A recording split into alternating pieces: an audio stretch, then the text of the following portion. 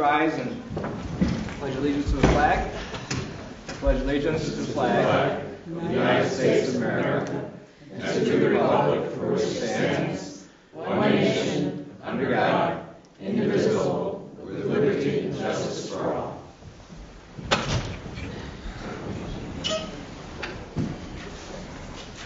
Andrew Benson. Here. Katrina Binglewitz. Here. Doug Day. Here. Joseph Wetmore. Here. Ed Levine. Here. First order of business is the Bolton Point discussion, accepting the bargaining agreement between the Bolton Point and United Auto Workers. And we have Judy Drake here to answer any questions. You've all seen the packets. Do we need a brief overview at all, Judy, or? Okay. As you all know, the commissioners vote on this, but also has to be passed by the 5 towns and villages that make up the consolidated, or I should say Bolton Point.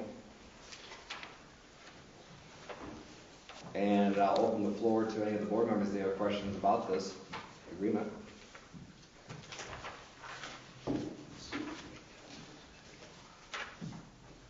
How many employees does Bolton Point have? Judy? 19. 19. And there's 15 in the bargaining unit. Thank you.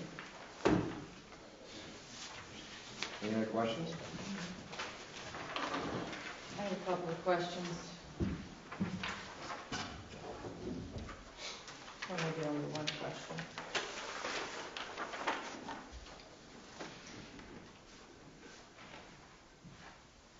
So there was a change in health insurance cost share? Yes. And what was the total cost to the members of that? It depends on what plan they have. Okay. So the percentage did not change for 2018, but it did go up 1% for the PPO plan. Okay. Each subsequent year. One of the other changes is we did do all new hires are getting a platinum plan starting at 11%. Okay.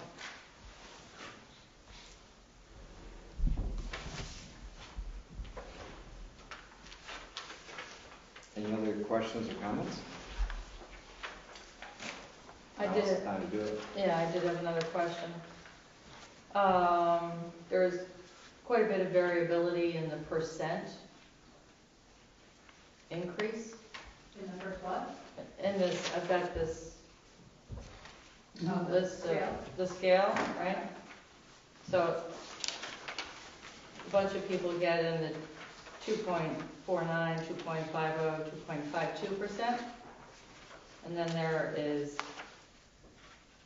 certain classifications that get a higher percent, 2.74, 2.76. So what is the reason for that differential? Can I see what?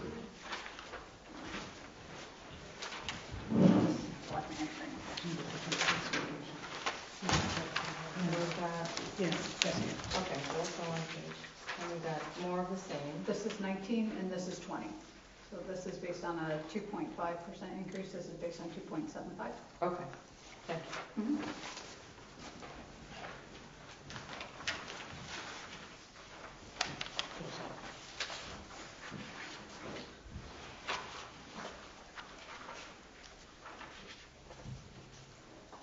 Any other questions or comments? I guess we're okay, and we'll vote on this hopefully later on in our meeting. Next, we'll move to the organizational resolutions. Guy, just for clarity, do we have to read every one of these out loud? Legally, no. Traditionally, it is often done that way. A lot of times what towns will do is do it as a single consent resolution and group them by category. Fiscal things together, contract things together. You don't have to read them aloud unless it's setting or changing the salary of an elected official. Well, I would just simply go through and entertain a motion for each one of these resolutions, and if there's any questions or comments, or then they can be raised at that time when you're in discussion. Or, yeah, or you could describe what the general subject matter is in a sentence so people know what you're voting on. In fact, I think there's copies back there, right? There should be. So you're saying we will not be reading them aloud? If you want to, but for time purposes, it's entirely up to the board if they want to read them. Well, traditionally we have. It lends some clarity for people, I believe. Then go ahead. Start with the first one. Does anybody else have an opinion? Are we going to read them one at a time and talk about them, or are we going to read the whole thing and then talk about it? That's fine too. I think doing them one at a time, because that way we can talk about each one in its singular. But can we group them? Like at the beginning, can we read the first three and then ask for questions and talk about it? And, Sure. okay? Otherwise, Yes. we are talking about two sentences sometimes. Okay? And just for clarity, there's one resolution at the end to vote on all of them. Okay. There's not a vote for every resolution. There's all, however many it is, there's one resolution at the end of all the organizational ones. It's a vote on all of them. And if Katrina, if you start and you get dry mouth, then Doug will do it. So you don't have to do the 23 pages. That's the Braille version. Braille version? Oh, sorry. So am I going to read the first three or the first page? Whatever you're comfortable with. Whatever, yeah. Wherever you want to start. I'll just go for the first page. How's that? Okay. Resolution 18-01, resolved that the supervisor is authorized and directed to have all town financial records and justice court records and dockets audited in accordance with the law. It is further resolved that the supervisor make a report thereof to the town board, file his findings and reports with the town clerk, and file an official certified report in accord with law. All is referenced and required by or under General Municipal Law 30 and Town Law 29 and 123, and it is further resolved that the supervisor be authorized and permitted in lieu of preparing his financial report under Town Law Section 2910 to submit to the town clerk by March 1st, 2018, a copy of the report to the state comptroller required by Section 30 of the General Municipal Law. Resolution 18-02 resolved that the bonds of public officials be obtained and underwritten by NYMER and be approved as to the following amounts for the following public officers: $30,000 for court clerks, $30,000 for town bookkeeper and assistants, if any, and $1,165,000 for Lansing receiver of taxes and deputy receiver of taxes. Resolution 18-03 resolved that the supervisor appoints the fire chief and company captains of the town as superintendent of fires and alternate superintendent of fires. And resolution 18-04 resolved that Harris Beach LLP be approved as bond counsel for the town and that they be consulted on an as-needed basis. Do you want to stop there and discuss, or do you want to just keep going and discuss it? Any questions? I'm Any fine so discussion? Carry on. Let me get one more at that. Resolved that the Tompkins Trust Company, HSBC, M&T Bank, and JP Morgan Chase Bank be designated as the depositories for the town of Lansing. Resolution 18-06. She can go until Just she... keep going. Just You're keep running out of going. gas, I guess. Pass it on. All right, Doug, go for it. 18-06. It's in a record. Be it resolved that the supervisor and councilperson Doug Dake are authorized to sign checks drawn on the accounts except the justice accounts, town clerks, and Lansing receiver of taxes. The town clerk and supervisor be authorized to sign checks in the town clerk's checking account and the receiver of taxes checking account. The town justice be authorized to sign checks on the town justice account as the Toms County Trust, and it is further resolved that the supervisor, co-budget officer, bookkeeper, and information aid be authorized to make transfers on all town accounts and wire transfers that are necessary throughout the year, except for the Lansing receiver of taxes checking account. the town clerk's checking account, and the town justice accounts at the Tompkins Trust Company. And it's further resolved that the supervisor, co-budget officer, bookkeeper, and the information aide are hereby authorized to use the services provided by Tompkins Trust Company entitled Anytime and Internet Banking on all town accounts except the town justice checking account, Lansing receiver of taxes checking account, and the town justice account. And it is further resolved that the town clerk, town and town deputy town clerk are authorized to make inquiries on the Lansing Water and Sewer District accounts, and the court clerks are authorized to make inquiries on the town justice accounts. Any questions? Who is the information aide? That is Sue Munson. She's Okay. doing multiple jobs right now. Okay, thank you. Resolution 18-07, be it resolved that Robert's Rules of Order for Deliberate Assemblies, 11th edition, are followed. However, I requested voting in alphabetical order with the supervisor voting last. And double I, the technical formalities of the parliamentary process may be dispensed of unless formal request is made for formal procedure by majority of the town board. I would like to clarify alphabetical order as my last name, because Yes. it's not clear. Yes.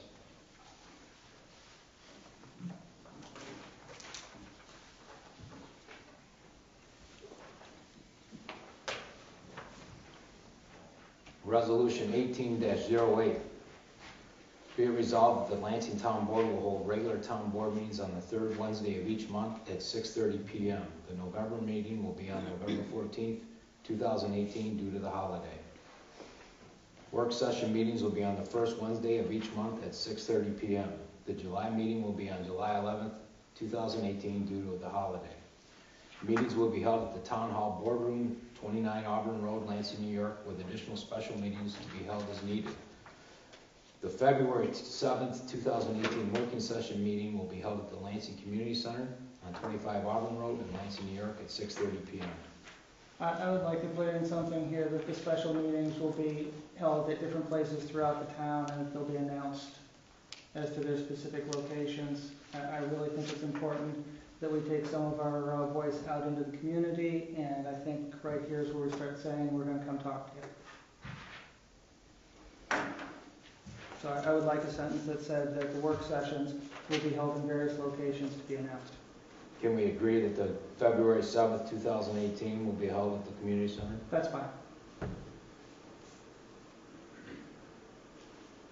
You do realize that then that has to have a special notice for every single meeting? I think we can sit down and work out many of them in advance. I don't think we have them worked out right now, but I don't want them all held here. I want to hold some of them out in the community. And I think we can sit down in our February meeting and work out a calendar of where, and then publish it all at once. What do you mean by special notice? Besides?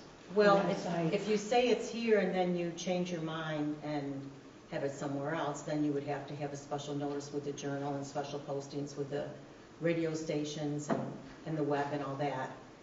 But if you don't say where they're going to be, and if some of them are still here, then you're all covered. If you say that they're always at various locations, then every single monthly meeting is going to cost it's going to cost extra money and extra time to notify that. So we could still post informationally out on the board and in the newspaper, but the legal requirements already met, is what you're saying. If you left it like this, Yes. and it stayed here, you're all set. If you left it like this and you changed your mind, then you would do all the special meeting notices. Would that be another resolution? It would not be another resolution. It would just be special notifications to the paper and everything. But it says with additional special meetings to be held as needed. Right, but any special meeting has to have additional notification.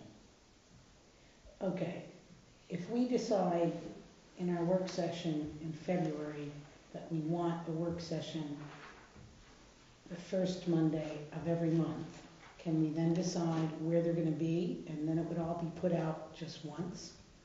It's a question for Guy, I guess. Save money? Well, there's also scheduling. I mean, you have to reach out to for instance, you also have to reach out to the fire companies, make sure they're available. Mhm. So it isn't like you're locked in, Mhm. but I think there's flexibility there if that's what the board wants to do. I would like to take the next week or two, lock in the schedule of where they're at, and do one posting for all of them. But I think it's very important that we say to the community, we're going to hold work sessions throughout the community, we want to hear the voices of the community, and, you know, start with our deeds right now, saying we're going to hold meetings around the community. And I think within the next week or so, we should be able to book 10 or 12 meetings around town in these various places, and have them scheduled, have the rooms, you know, reserved for us so we know where they are. And so we can tell people over and over again, hey, we're going to be out here in March, we're going to be over there in April, so people know where to expect us. And if we do it far in advance, then these places should be open, I would think. So maybe advertise it You know, you in don't- February for the whole rest We of can the ask year. the fire companies if You they're can, it won't do you Yeah. much accommodating. good to do it. Right. It's legal. Yeah, that's It probably just won't tell some of the people. better People places, won't you're right. remember in September won't know what it, happened in though. February, so you. Well, you'll still have to. If I might interject about the fire departments, you have to get them booked way ahead of time. You also have to have a certificate of insurance for it too. So that's just information for you. Okay. What about the school? I think we can find places. I mean, there's more, yeah, there's quite a few places, schools, churches. Village Hall. Excuse me? Village Hall. Mhm. Right. So why don't we do individual homework here and talk about this in our February working meeting? Okay. Okay. So how is it going to be left for tonight? I'm just You asking. can so I leave it know. as it is and say the intention is to post the various places we will be for the working meetings. The future working sessions. Yeah. And don't. How about if we put just down put a line, specifics. how about if we put a line that says we intend on moving some of these working sessions to other places in the town? Just a general statement. A general statement, but not specific as to which ones get moved when.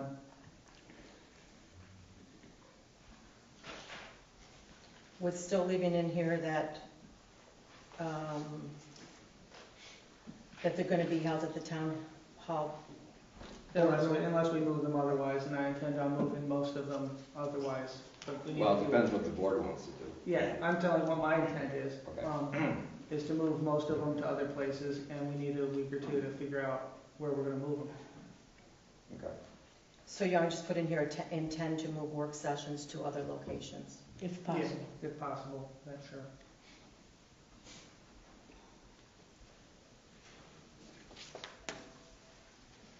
But leave in here that they will be held here. Yeah, for the Until moment, further notice. Okay. as the default, and that the February 1 will be at the community center. Okay.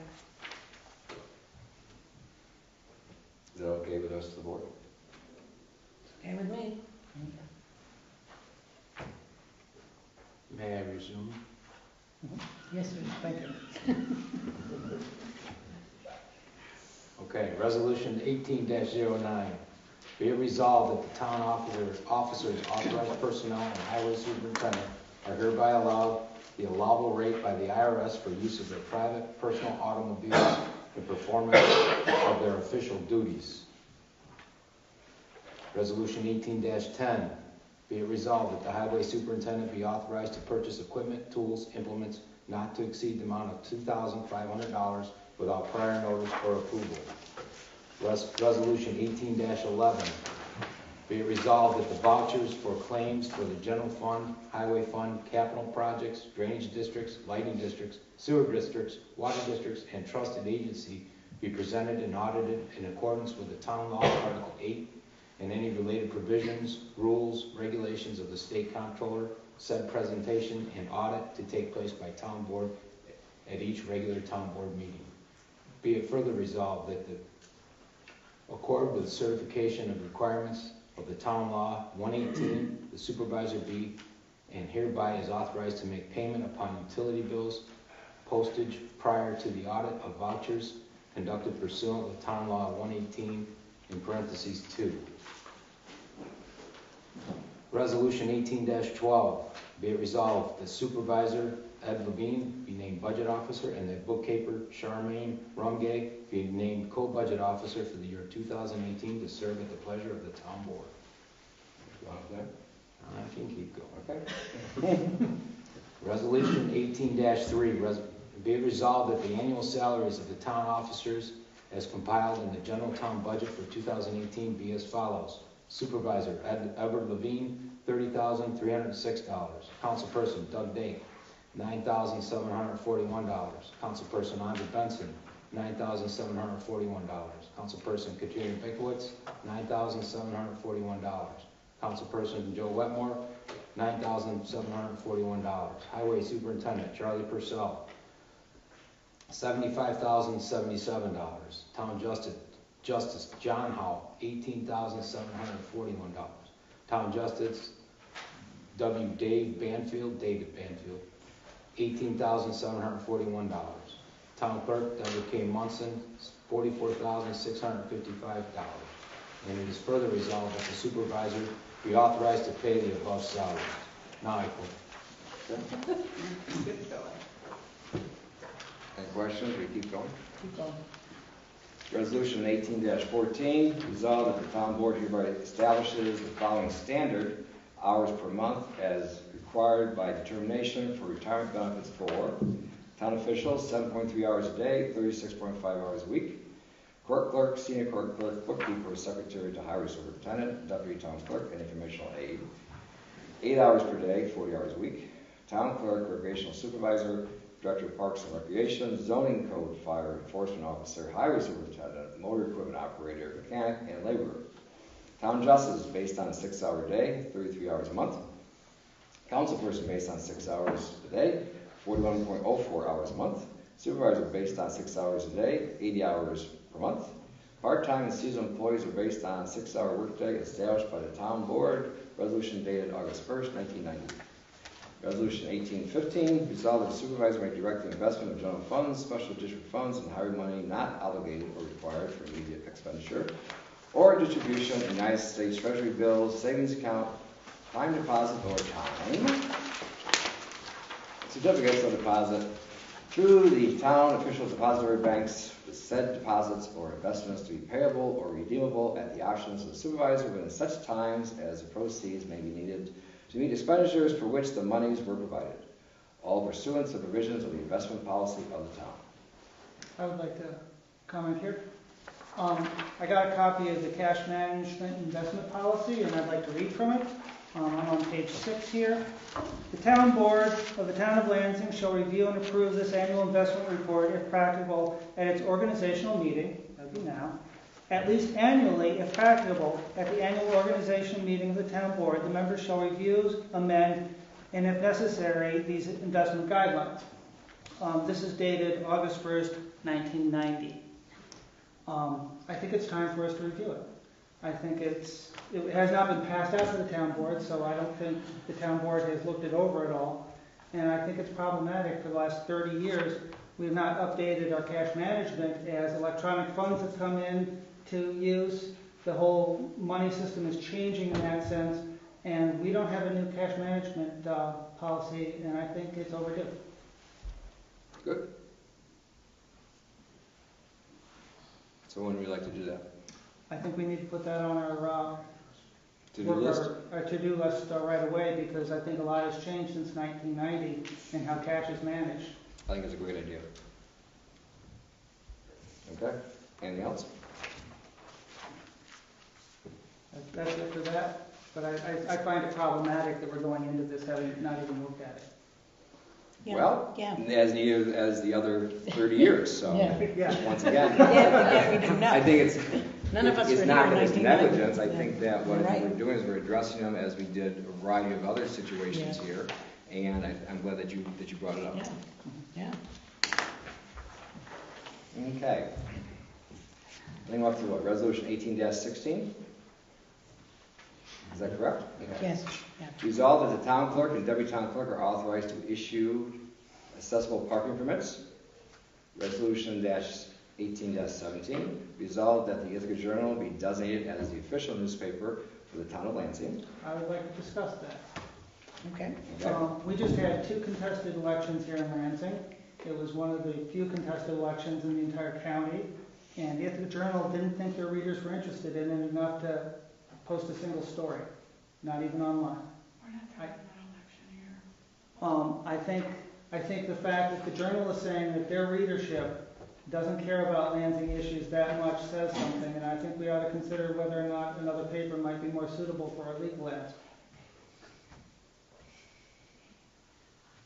What other options do we have? Yeah, what other options? That's The other exactly option right. would basically be the Lansing Ledger or going over to the Cortland paper. It has to be within our town, but since there are no papers published within the town, we can go outside the town. It has to be published in paper format, and it has to have a second-class mailing permit. This is for legal notices. Yes. So my question would be, does the Ledger have more exposure than the Ithaca Journal for these legal notices, or would there be less exposure for the purpose of posting legal notices so people can see them? Exposure to who? To the ones reading them, so Yeah, that to the people. I was not Who- aware. Who's our audience that we want reading our legals? Well, Some people don't even know the Lansing Ledger exists. That's one of the problems. Yeah. Most people, even though they're getting away from print news, know the Ithaca Journal exists. Well, this is a problem with the law from New York State, is we're really limited in what we can do, and the newspaper world is changing dramatically, Right. and the legislation has not caught up with this change, and so our options are very small in terms of what we could do. But I find it very problematic that we're using a paper that doesn't cover Lansing very well as our paper of record. I understand why you want to go to Lansing Ledger, but my concern would be, do we reach more people or less people with the Ithaca Journal? I think the bigger question is how many notices have to be done 2 or 3 times in advance of something. Because in the Journal, you can run them in 3 days in advance, in the Ledger, you'd have to run it 3 weeks in advance. That's And a I real don't- problem. And I don't know how many things have to be done that way. That would be a major problem. And does the Ledger only come out once a week? That's my understanding. So we don't have a great option, but it seems like our hands are Aye. tied as far as, Have you written a letter Efficacy. to the editor saying that it's kind of shocking how little local news that's important is covered? I have not yet. That would be a good thing, probably. Are you taking this as a problem with the Ithaca Journal just because they didn't publish any Lansing news? Yeah, I think, well, the problem is I think they're separated. The legal notices are the legal notices.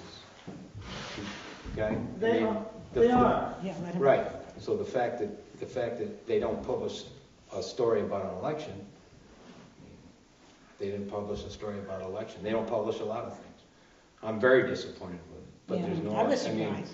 it's published in Broome County, you know? I mean, I dealt with it when I was coaching wrestling where I couldn't even call in a score. So, yeah, I don't like it, but I think for the legal matter of what we have to do, I think that's our only option. Well, I think what we're seeing on the editorial side is they're less and less catering to the Lansing audience.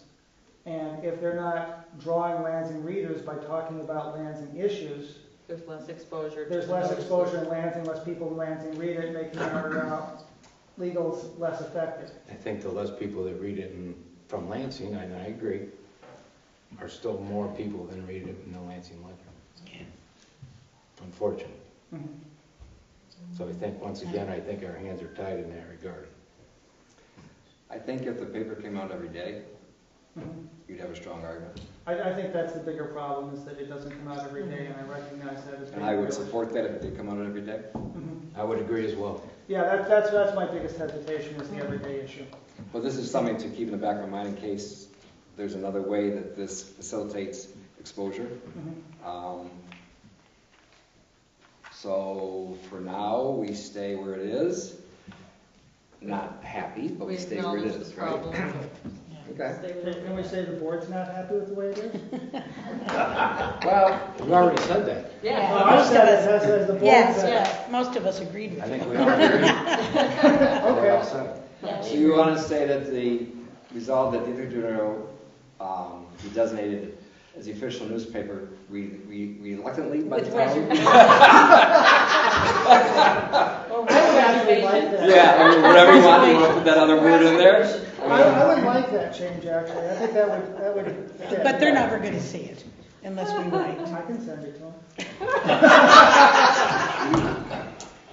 So I think we could change that if you'd like to say. I would like that. Okay, what do you so want to official say? newspaper for the reluctantly, where would you put that in there?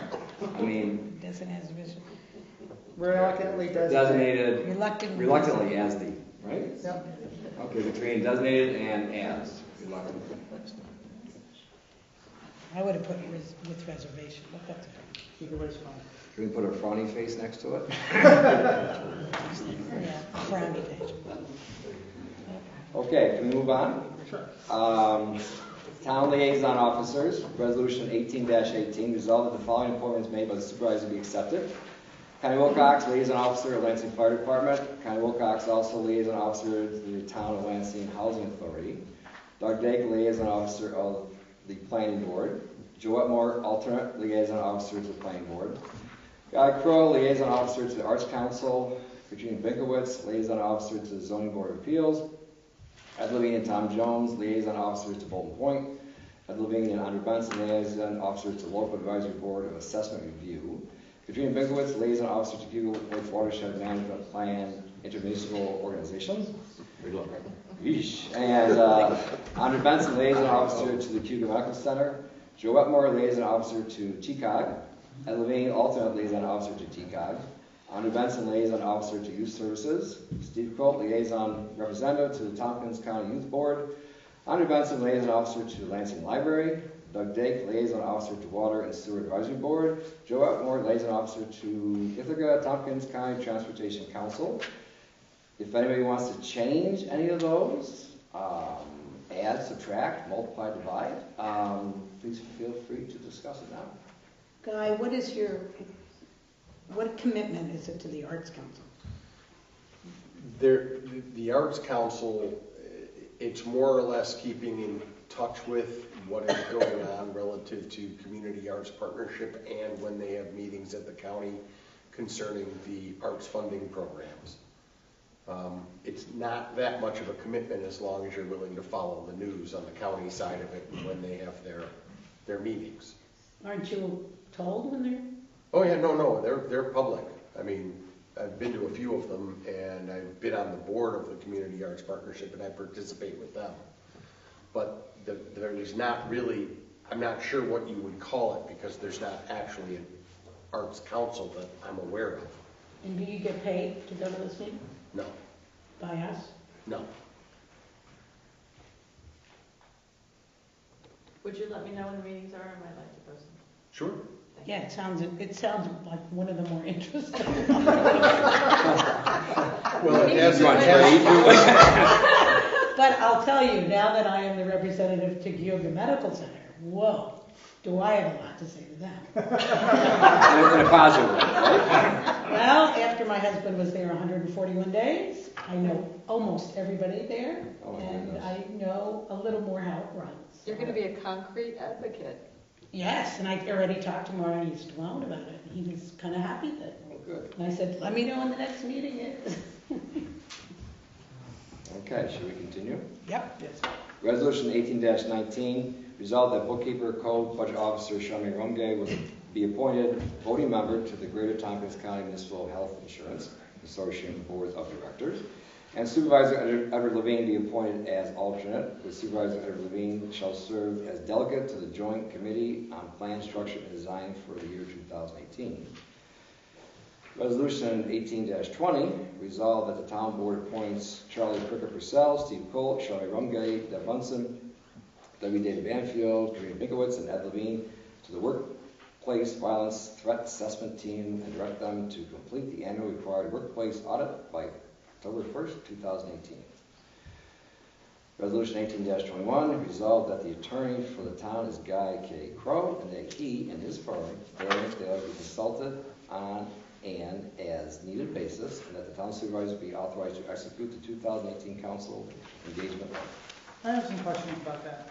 Now, our first question is, how is this process? Because I know the town board approved something last September. The town minutes are not clear exactly what was approved, and so I'm not sure what's been approved and what we're approving now. Which resolution? Was that the salary? I don't know, it just said you made some change. Give you a raise? It was, yeah, I think it was July, where the rate increase hadn't been put into effect, but then it was put into effect, but it's the exact same agreement. It's the same one that's been used for 5, 6, 7, 8, 9 years. Just periodically, I think twice in the past 10 years, the rate has gone up. I'm confused. If we have an agreement at the beginning of the year, how did it go up in the middle of the year? Because the board approved a change due to an oversight. It was supposed to have a different number at the beginning of the year, and there was a mutual error. We all knew about it, it just didn't get documented. Okay. Right, the And same acted form on. just got used and the number wasn't changed, and sometimes that happens, you don't catch it. You still see 2017 somewhere in it, you find a typo, you fix it. Okay, I'm sorry, the minutes okay. were very It was unclear as to what confusing. happened, Yeah, it was and so I'm trying to piece that back together. Yeah. So now we're agreeing on the current version, which is the one that was changed to, it's the same one as last year, only the dates have changed, is my understanding, and we are now approving that. As far as I'm aware, everything that said 2017 now says 2018. Okay, and my one concern with this is that first paragraph. Basically it says that you're going to, I'll just read it.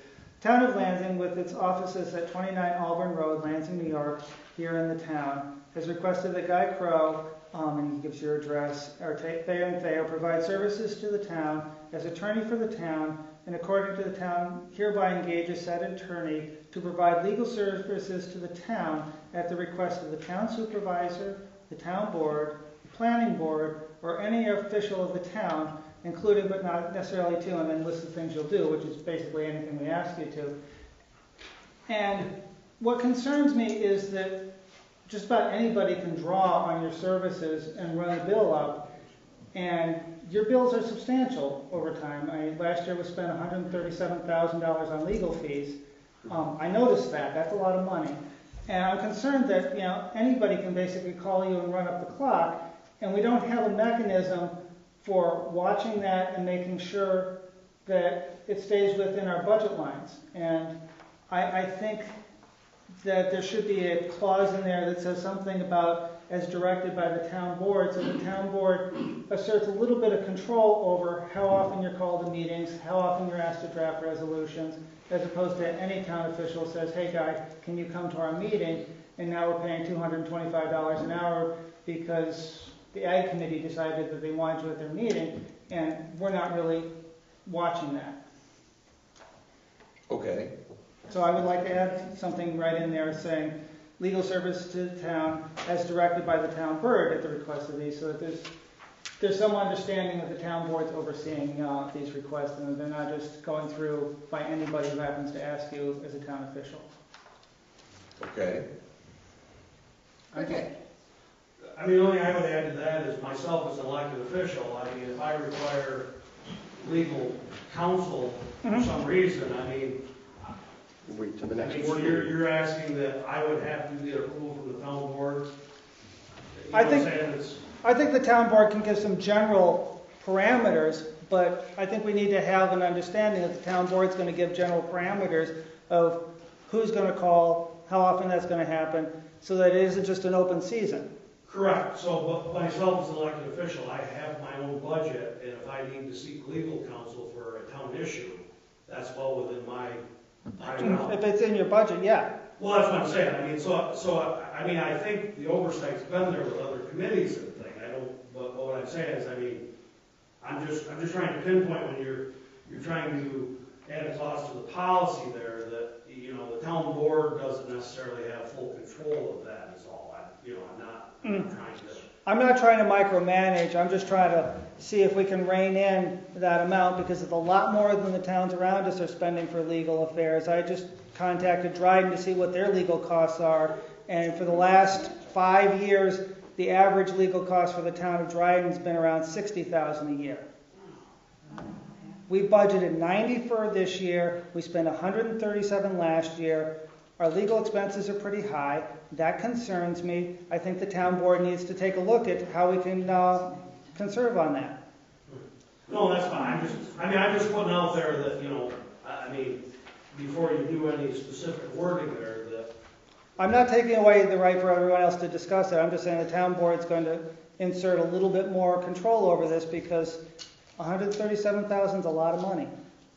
Now, keep in mind, the 137, was that through the town, through our coffers, or was that through developers, or was that through water districts, or was that through, I mean, when we go through the legal bills, some of that will come out of the comp plan, some of that will come out of planning, some of that will come out of something else. So there's a broad brush as far as where that amount goes.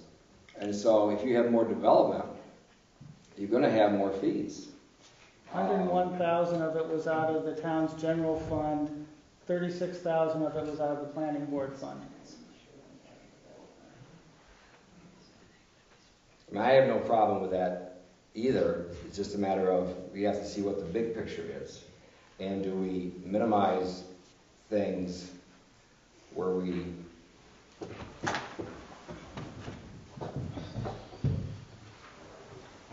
do micromanage? Well, I think when you came on board as supervisor, you had a similar complaint. And we looked at our legal expenses and it set some parameters, and I think it's a periodic thing that we should go through without hindering, your function, we know. So make it the general statement without, we're just gonna take a look at it again. So I'd just like to insert a clause that says that, as directed by the town board, and I intend that the town board is going to allow wide latitude for the various officials to continue to do the things they need to, but I think we can rein this in a little bit, and I'd like to, as a board, explore how we can. May I ask a Well, question? maybe under further discussion. I mean, I think that it's good we have that discussion, at least provide parameters in the future. I just want the contract to indicate that it's the town board that is, I want this contract to indicate that this is a contract between the town board and Guy for legal services for the town, and that we will have various members of the town officials working directly with Guy. But this is an agreement between Guy and the town board. And right now, it seems like it's an agreement between Guy and every town official. And I just want to clarify that it's an agreement between Guy and the town board, and that our town officials will be using your services. Okay, so what if the town clerk has a question, or That's fine. if Lynn has a question? Well, I mean, do I need to then wait till the next town board meeting to get approval to call him? No. well, I think we need to maybe sort through this a little bit more, because in my opinion, if you put parameters there, then you are going to say, who can you call, who can't you call? You don't want the language to affect the function, but I mean, things come up, for instance, just responsibility. when people want to pay their taxes in 2017, and if we didn't have a board meeting, how do we do that? I mean, there has to be some flexibility with that. I think we can review these fees and say, okay, if these are too much, then we have to make a conscious effort to rein them in. Maybe just a pre-budget discussion, meetings earlier on in the season to evaluate what's going on. Yeah. But to try to control it through the town board, there's so many other things that come up that need advice more than once or twice a month. It's a noble idea. I just don't know how you'd implement it. That is where I have a difficult time with this. Well, we may not have to change the wording, but just commit as a board to following through on this process. Okay? Is that okay? I guess it's going to have to be. Okay. All right. Where were we? Oh, next page. You want this? Do you want me to do it? Yes, I guess what, 18-22? Okay. Resolve that the town board of the town of Lansing does hereby appoint Insero and Company as the town accountants for the year 2018, with the town to obtain services as needed and upon request basis. I would like to discuss their agreement with us. I asked for what our agreement was with them, and I got something dated for last year, so we don't have a current year's agreement, and there's no fee schedule attached to it.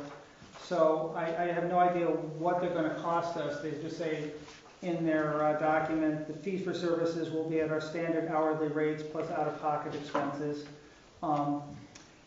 Except that they agree that the gross fee will be for $8,600, and I'm not sure if that's just for the audit services or whether we use them for other things.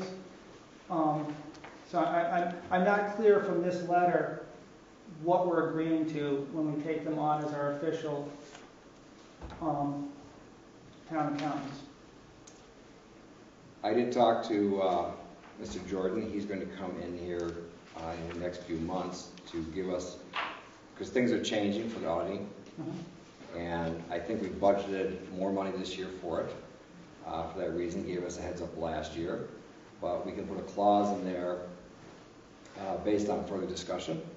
Okay. Some of those lines to give us some parameters, Okay. and that way we can reach our comfort zone.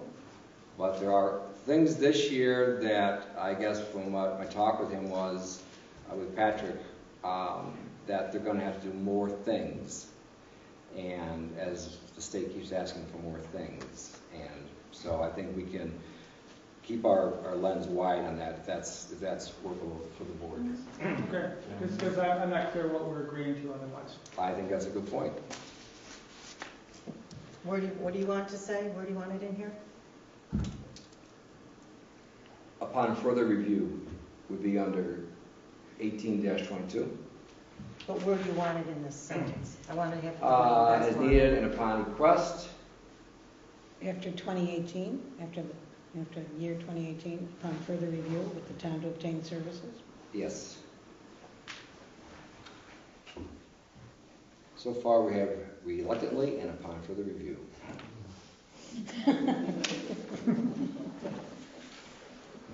Okay. Trivia question. Further right? review is really good. Okay, resolution 1823. Resolved that the town planner for the town of Lansing be Michael Long, parentheses, Finger Lakes Planning and Development, close parentheses, pursuant to the terms of the contract. Resolution 1824. Resolved that the town engineer for the town of Lansing be David H. Herrick, P.E. of T.G. Miller, P.C., and he and his firm be consulted on an as-needed basis. Resolution 1825, resolved that Supervisor Edward Levine be the officer and member of the Association of Towns of the State of New York, and that the councilperson Katrina Binkowitz be the alternative. I'm going to make a correction to that, and Joe has volunteered to do that, so I put his name in for myself. Okay, so the resolution was amended to say that Supervisor Edward Levine be the officer and member of the Association of Towns of the State of New York, and that Joseph Wetmore, councilperson, be the alternative. I actually have a question, because if you look back at the way we put this in previous resolutions, it gave much more detail to the public of what's going on as to what that actually means.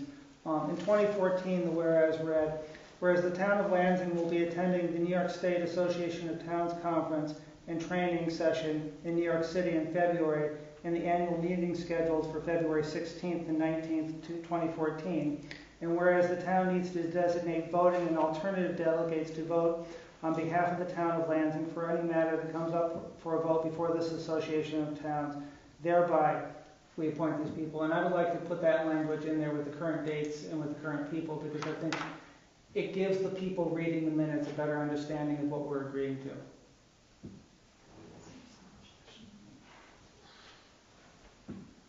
Are there any other meetings that come up, though, that we then wouldn't list? So if I cannot attend those meetings in New York City, you would be attending them? Sure. Why don't we do this? Why don't we switch? Okay, And you can go to the meetings. okay. And anybody else can do the alternate if, do that way, okay? I love New York City, but I Not don't that think much.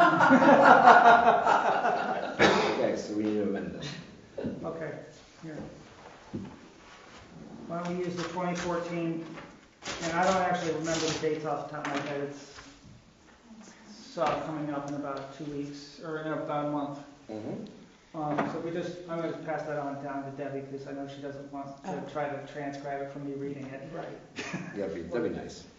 Okay. So the only change is this, is the personnel and the dates. And the Mhm. current date. And if anybody else wants to be the alternate, feel free to step forward. So you're gonna have Joseph Wetmore as the officer? Yep. And do we have an alternate? I'll be the alternate. but- That will be the alternate.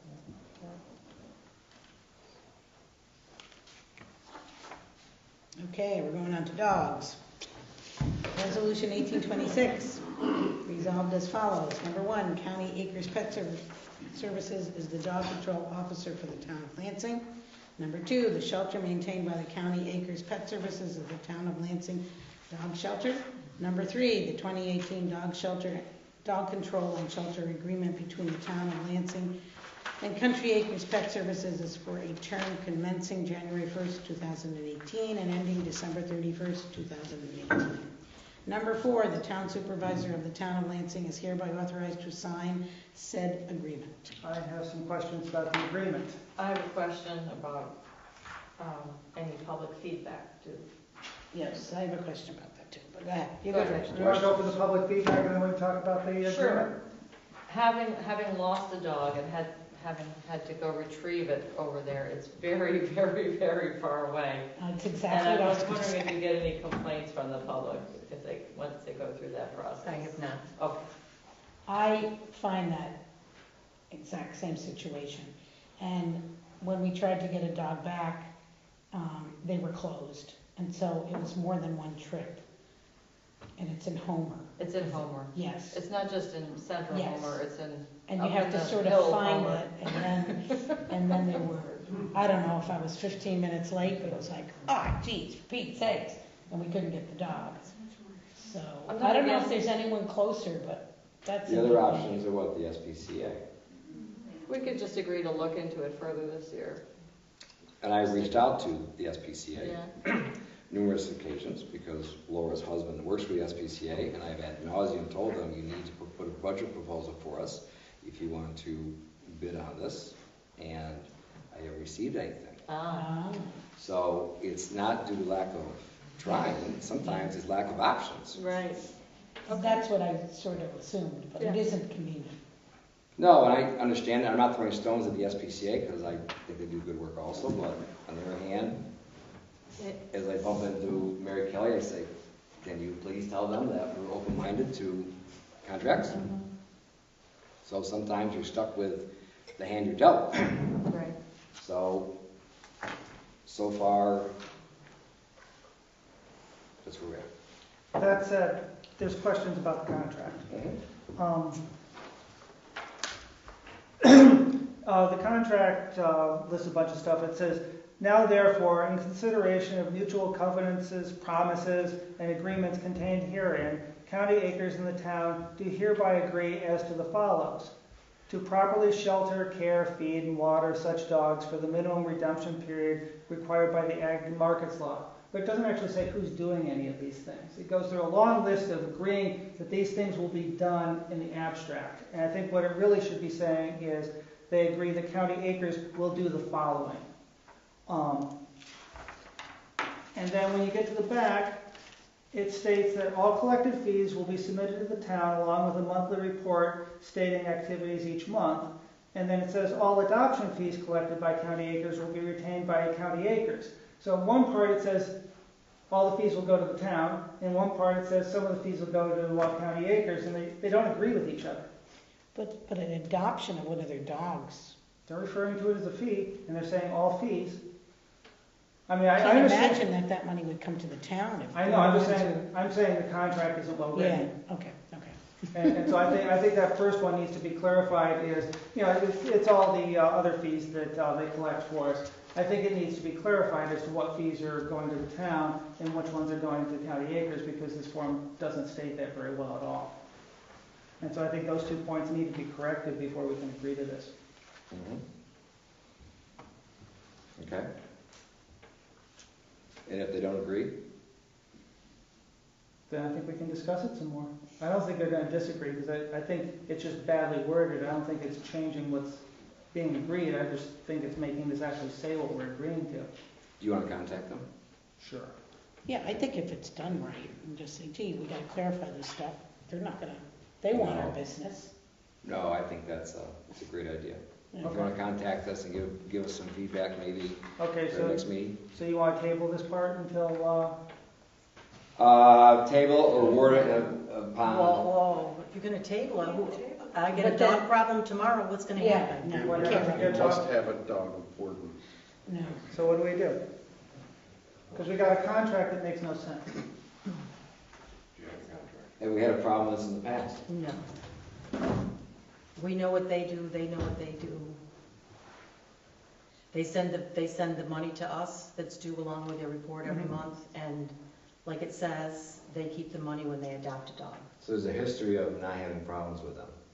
So you can work on getting clarity of language, and we can just put it into next year's document, because we all know what we're doing and it's working.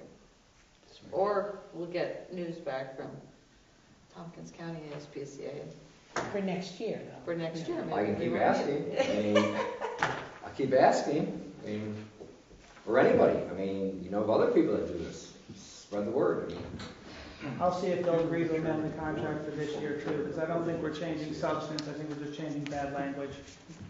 we've amended contracts in the past, so it's not like written in stone. It's not a question of, I want them to do something different. I just want the contract to. You just want it for clarity purposes. Yes. Yeah, that's fine. That's fine. Resolution 1827, authorization to participate in cooperative purchasing of highway services with Tompkins County.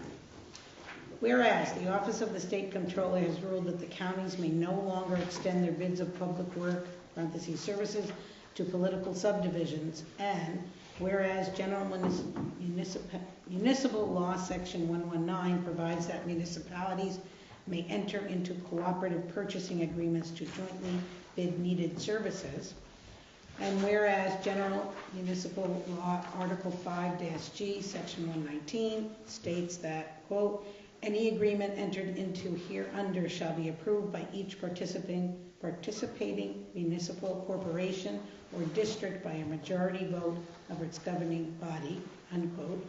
Now therefore be it resolved that the town of Lansing is hereby authorized to participate in the county bid for purchasing highway materials and services as required for the operation of the town highway department.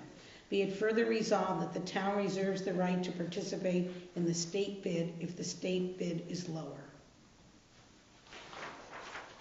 Does that sound good, Cricket? Yes, ma'am. Okay. Got one more? Resolution 1828. Resolved that the 2018 agreement for the expenditure of highway monies be approved and signed by the town board, town supervisor, and town highway superintendent. Okay, I got this 2 hours before the meeting and have not had a chance to even read it. So I would like Cricket to come forward and talk to us a little bit about what's in it and how he worked it out, because I've literally had no chance to even look at it. It came so late. And what is it? It's the agreement between the town board and the highway superintendent about what he's going to do the next year. Ooh. It's kind of important. I know, it's big budget. Yeah. It's most of our budget. Right.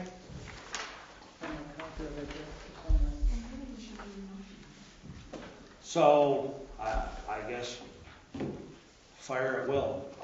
25 years I've worked for the town of Lansing, the last 12 in the capacity of supervisory status. I guess, I think the majority of the people would feel that, you know, I do a good job spending the taxpayers' money with regard to what I do. It's kind of a difficult, I mean, I understand what Joe's saying, he's just trying to educate himself. It's always tough to submit this thing in January, not knowing what county bid prices and things are, so I have to factor in worst case scenario. And as we go through the year, we typically make some amendments and changes to, you know, different projects. I guess the problem I run into is, I mean, if you don't agree to spend that money, then obviously when snow season's over, I guess I send everybody home. I mean, I have no will, I mean, because the problem is if tomorrow, I mean, we have, you know, flooding issues and cross culverts get washed out of roads and things like that, the only means that I have to do that repair work would be with that money. So without that being approved, you know, I'm technically breaking the law if I spend it. I'm not trying to hold you hostage, I'm just trying to understand what Right. I'm approving. So no, I mean, so what I do is, I mean, typically you know, myself and as superintendents in the past, I mean, we submit a budget on a yearly basis as an elected official. I mean, the board approves that budget, and at that point, it's, you know, technically mine to spend how I see fit to spend it. This is a formality piece of the B monies, basically, which there again, we've looked into it in the past. I mean, there's really no rhyme or reason because as you see within the notes, I mean, nothing's required to be filed with Albany or anything about it. It's a difficult process. It makes unneeded paperwork. I mean, of course, that would be normal for Albany. The point being is, I mean, I guess it's the board's pleasure to do whatever they like to do, but I mean, in the meantime, I have things to take care of, and I guess I'm looking. What more specific would you want to know? Because I mean, if we're not dealing with micromanaging, then you know, I've never had to see a superintendent explain to a town board exactly what or how they're doing a project. You know, and there again, I mean, we have a good working relationship, and we try to keep everybody abreast of work and things that are going on, because I think it's important that the board does have an understanding of what goes on out there and stuff. I mean, I'm trying to wrap my head around, you know, it's a unique situation because I guess I'm trying to understand is it's a basic form that says there's $375,000 allotted for general repairs, which basically covers a wide array of the majority of the work we do. And then there's the capital improvement side of it, which there's $350,000. So I've noted that on two projects that I know of that are going for sure, and obviously based on you know, what material prices come in and different things like that there will be some amendments along the way. You know, so I have to figure in worst case scenario to get those couple projects started. You know, and then as we get into full swing, I mean, you know, it does make it difficult because if I'm doing one project and geez, you know, I've got somebody here and we're doing X, Y, or Z and the money's, you know, it's good. I can't move into the next project because I'm going to have to come back and get an amendment from the board. So That's no argument. I'm just trying to understand what I'm agreeing to. Because it says I'm agreeing to something here. Right. So what I'm agreeing to is we're going to free up $375,000 for you to spend on our 93 miles of roads. And you said you will maintain those, and you're planning on doing some capital improvements on Lockerbie Hill Road and Collins Road this year. Yes, sir. And you're going to try to, depending on what happens. We get springs like we did last year, that might slow you down a little bit. Right. But that's what we're agreeing to, is we'll give you this money, and you're going to maintain the roads, and you're going to try to do these two capital projects, and that's what I'm agreeing to. Correct. And like I said, based on how pricing and things come in, there will probably be some amendments along the way. Okay. So like in the past couple of years, I mean, the state of New York, so we obviously use the consolidated highway, you know, funding that we get reimbursed for, which the town of Lansing gets roughly like $200,000. The past couple of years, they put out some Pave New York money, some Early Winter Recovery Act money and stuff. So like last year, that net is, I was able to come back to the board, ask for some extra money to do a couple other projects with that based on, reimbursement of that. So at the end of the day, I made it work within our budget that we had, but just in case we had an overrun. But the point being of the $350 we spent last year, we got $283,000 reimbursed of that, which is back in our coffers now. Like I said, the $375 also noted, that's a reduction in the budget of, it was like $383.5 last year. The $350's been a constant for the last, I want to say, 4 years, 5 years. I struggle my best to do more with less. The board, certainly my 2 years within the helm at this point has been super supportive, and I just feel like we've really put forth, a good foot to do above and beyond, what we were getting done, and We've got some extra projects there. correct. So, like I said, we make a lot of things work within that realm, and I understand you're just trying to, like I said, unfortunately, it's one of those forms that's a formality for the state of New York, which they don't want the form anyways, so, like it's been tweaked over the years, so like in 1994, I believe it was, like you used to have the county highway superintendent had to approve and sign this thing, and they did away with that, and it's just, there's really no rhyme or reason to it. It's kind of unneeded. I guess it's a checks and balance with you folks. That money's, but the monthly audits are done. We've got like threefold into that of everything that's going on, whether it be, purchase off county bid lists, OGS pricing, which is the state and stuff. I guess I don't, it's kind of unique because, I guess it's just, we've always passed it as a formality, with the idea that there is a checks and balance in place. So, but the point being is just state law requires an agreement with the town board and the highway superintendent to be able to spend that money because it's brought in from sales tax and things like that. It's not necessarily a tax-driven fund from property taxes. Yeah, no, I understand. I just want, since I got this, Yeah, oh no, and I apologize. Obviously the last 4 or 5 weeks here, life's been a little rocky. And, it's all sounds fine. I just wanted to understand, and since I didn't have time to read it in advance of the meeting. Yeah, well, like I said, we went through this, several times over. I just wish we could talk to somebody in Albany and say, what sense does this really make? Because when we sit down, we have budget meetings and, we go through the budget. It's laid out whether it be, equipment or, we talk about different improvements. We've had conversation, making improvements for Hillcrest and stuff, but, that's, just things we have to work out as we go through the season, that's all. So, like I said, I just, unfortunately, it's just kind of I'll say, like you add in reluctantly or whatever else, a foolish thing, but like I said, I laugh because at the bottom it's like, nothing needs to be filed with Albany, so what's the point?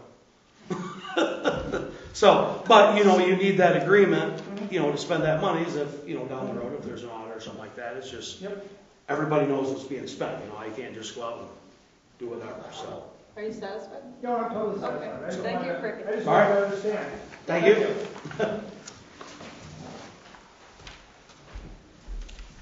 Okay, should I continue, or do you want to do it? I can Start. continue.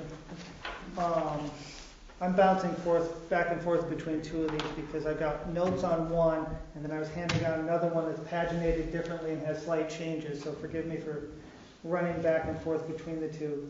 We're on 1830. Sorry, we're on 1829. 1829, okay. Thank you. Resolved that the town clerk's office be the official depositories for all town accounts except the town justice accounts. Resolution 1830, resolved as follows. The town clerk's office will accept payment by cash, check, or credit card for all services in the town clerk's office.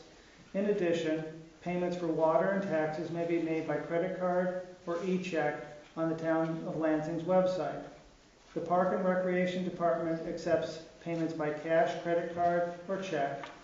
The Lansing Court accepts payments by cash, credit card, certified bank check, or money order. The town clerk's office and the Lansing Corp. Have a separate processing fee for paying by credit card or e-check, which said fee will be paid by the person using the credit card or e-check. The banking agreement is approved each year, and the service cost will examine to determine whether the service should be bid or shopped. Have we done that examination? Yep. The deposits will be made remotely by using TTC digital check scanner. Let's see. Thank you, David.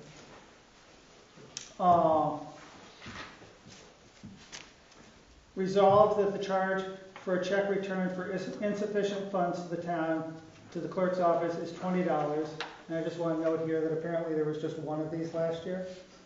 That's correct. We were able to collect any of the other ones pretty quickly, so we in charge. Wow. Impressive. Resolution 18-32, that the town clerk, receiver of taxes, is appointed the keeper and auditor of the 3 petty cash funds in the town clerk's office, the 1 water and sewer, and the 1 for the town clerk, and 1 for the receiver of taxes. Resolved that the park superintendent and recreation director is appointed to the keeper and auditor of the petty cash fund in the park and recreation department. Resolved that the bookkeeper is appointed the keeper and auditor of the petty cash fund in the supervisor's office. Resolved, the senior court clerk is appointed the keeper and auditor of the petty cash fund in the court office.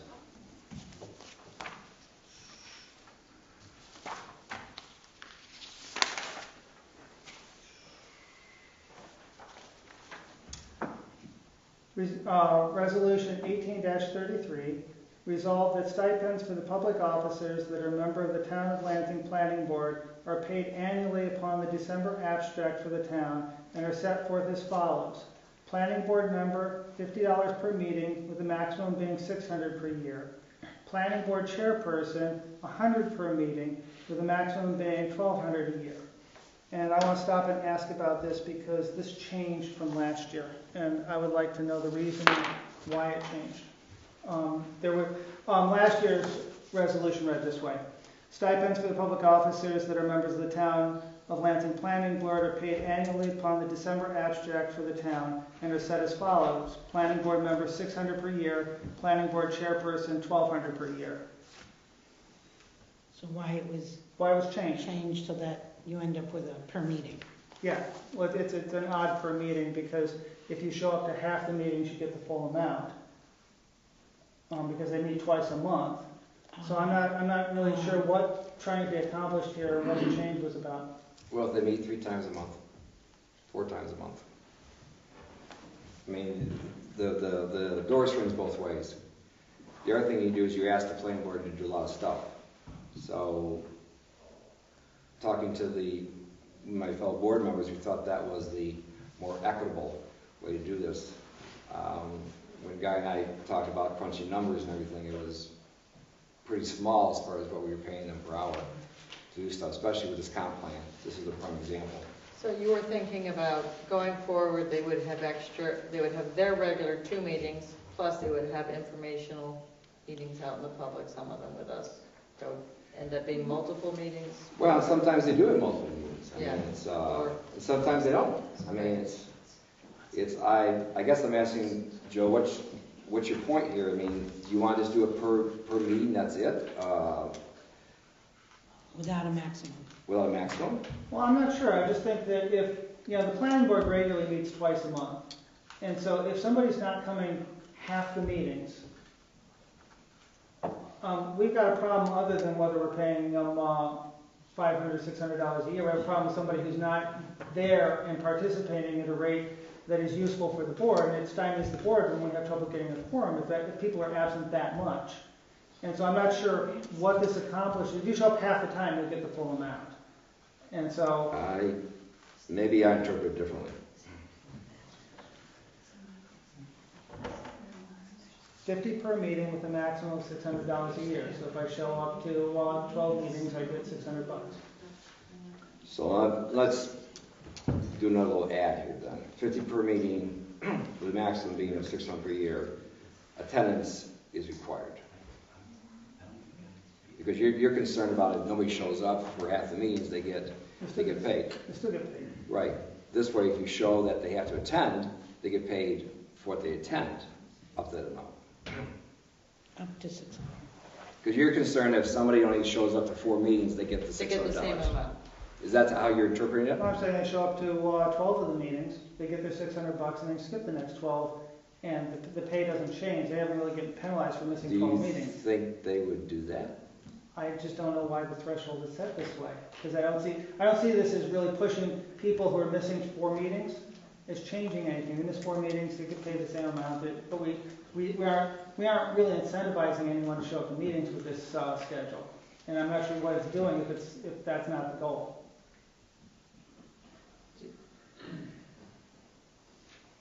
So is your point, you want 50 per meeting, per attended meeting? I just want something that I think actually accomplishes something. I'm not sure what this accomplishes. Do you have a proposal? I'd say either do it per meeting and just do it straight up, in which case we're going to have to look at the financial consequences of that, or just drop this per meeting thing and go back to the old way, because I don't think this really accomplishes anything except doing a lot of attendance stuff to see what we're doing at the end of the year in terms of checks.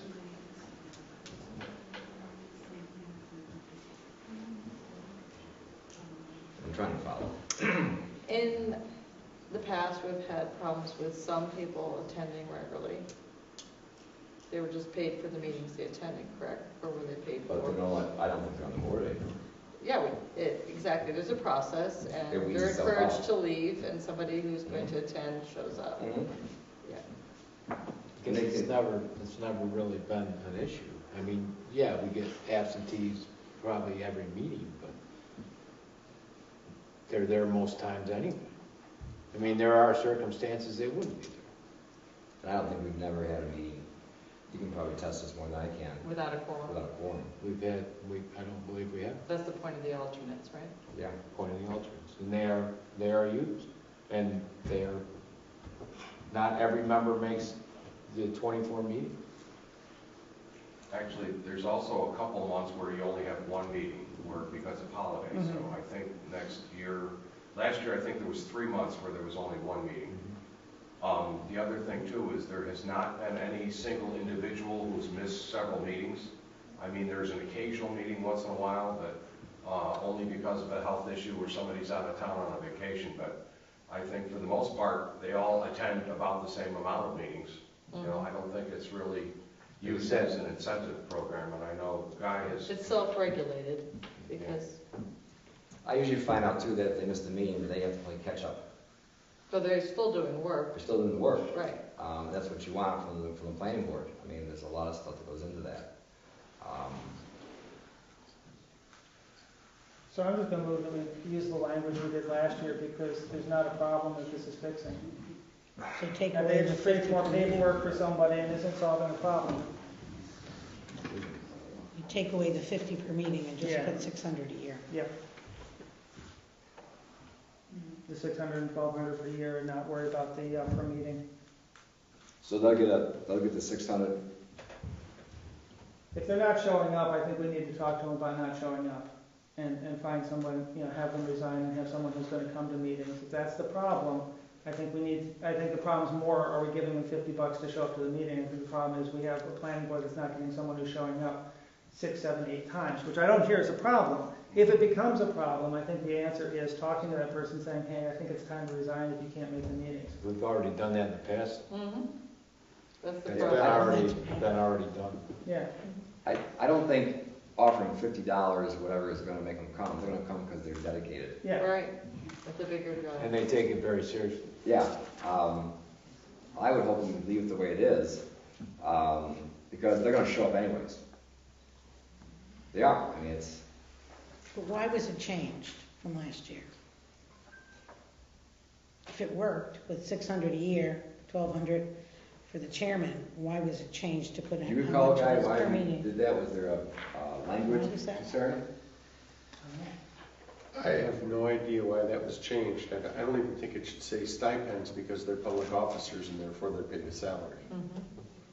So we just make the salary at 600 and 1,200. Yeah, that And sounds they better. have obligations that they have to meet in terms of training that's under state law and rules the town has adopted. We could put a stipulation of what percent of the meetings would like them to attend. Otherwise, their term will be reviewed. Can we remove them, or do they have to resign? You can remove them, but you have to have a hearing. You have to show just cause. I think if we had a hearing because someone wasn't showing up a substantial amount of time, I don't think it would have to be in this resolution. I think people would understand so-and-so's not showing up. I think we should just, change it the way it's been and leave it. I would go along with the 600, 1,200, leave it For at that. and say And salary, say not salary. stipend. Well, And there's a if difference. if it becomes an issue of attendance, then we can put another clause in there, so that's our escape clause, so to speak, They're paid once a year, is my understanding. at the end of the year. So would that be the difference between a salary and a stipend? No, you're not actually permitted to pay planning board and ZBA members on a per meeting basis. They're public officers, so town law regulates how they're paid. So going to the highway superintendent, for example, if he decides, or the town clerk, or any of these, if they just decide not to show up, you can't withhold their pay. The voters would have to make that determination at the office unless they committed an act that would constitute malversion, misfeasance, a bunch of antique terms under Public Officers Law, Section 36. It would require basically nefarious, evil, or fraudulent acts, or gross derelictions of duty, which wouldn't include necessarily just not showing up. Not sure why the law is still written that way, but New York State hasn't seen fit to really address the town law in a meaningful way since 1936. So Section 284 agreement that you were discussing earlier is a holdover from the early 1920s, when the highway superintendent was in charge of highway overseers and funds to pay people to go out and work on their own roads. That's the history of it. There's reasons why these things exist. They don't always make sense. Some of the things that the public always finds shocking is that it's not within the authority of a town in the state of New York to provide water and sewer services for its residents. You have to create a special government called a district to do that. I think if you were to poll most people, they would say roads, water, and sewer are the exact reason why town governments exist, to do for citizens what they cannot individually do for themselves, but it's New York. So do we leave? I don't know how else to put it. It doesn't make sense. You got legislators running for re-election every 2 years and they don't get the other stuff done. So I guess we call it salary and we agree. Do we do salary or stipend? It sounds like salary is the appropriate word. I think salary is the appropriate word. The per meeting is sort of almost, they have 30, 40 meetings a year. So the per meeting thing doesn't really take away or detract from. They have their own process and procedure on what the requirements are to be on the planning board. And if somebody doesn't fulfill those requirements, then they just don't get reappointed. So same thing the voters do when they want someone out of office or they want to change, or, town board determines who gets appointed to that board. Just your difficulty is there's 7-year terms. Not a lot of people sign up for 7-year terms. Well, let me move on with the question on the next one. Resolved, stipends for the public officers of the members of the town of Lansing Zoning Board of Appeals are paid annually on December abstract for the town and are set as follows. Zoning Board member, appeals member, $50 per meeting, with the maximum being $600 a year. How often does the Zoning Board of Appeals actually meet? They have, well, it varies depending upon applications. Right, but They have scheduled 12 a year. I'd say in terms of actual variances, they do, I don't know. We met 5 times in 2017. Right, it changes from year to year. It depends on how many applications are present and what they are. right, but in this case, the 50 per meeting actually Maybe more makes a difference. Yeah. I think that's why the language is in there for both, because you want to be consistent. How can you do one board and not the other? If one meets so much more. I understand that, but for now it does. What I'm saying, I think that's one of the reasons why the language was like that way, because then it's consistent with both. Unless you say, okay, what if the ZBA meets now 12 times a year? We have to change that, you know what I'm saying, or 15 times a year. Not that they would, but I think that we wanted to get continuity. And you still have the maximum of 600 there. But I don't know if the town board feels you can do one with one board and one with the other board. I guess you can. Yeah, I think it's a different type of functioning board. That's fine if you want to leave that one the way it is. I'm fine And with put the that. salary with the other one, so that one would be left alone. But would it But they're still be a still public salary? officers. So there's still a It doesn't- salary. It's not, It's still a it's salary. not gonna change anything. So we change that with the salary as well, and just leave, you said something, Guy, about not being able to pay them per meeting, and this is basically setting up a per meeting payment, is that a problem?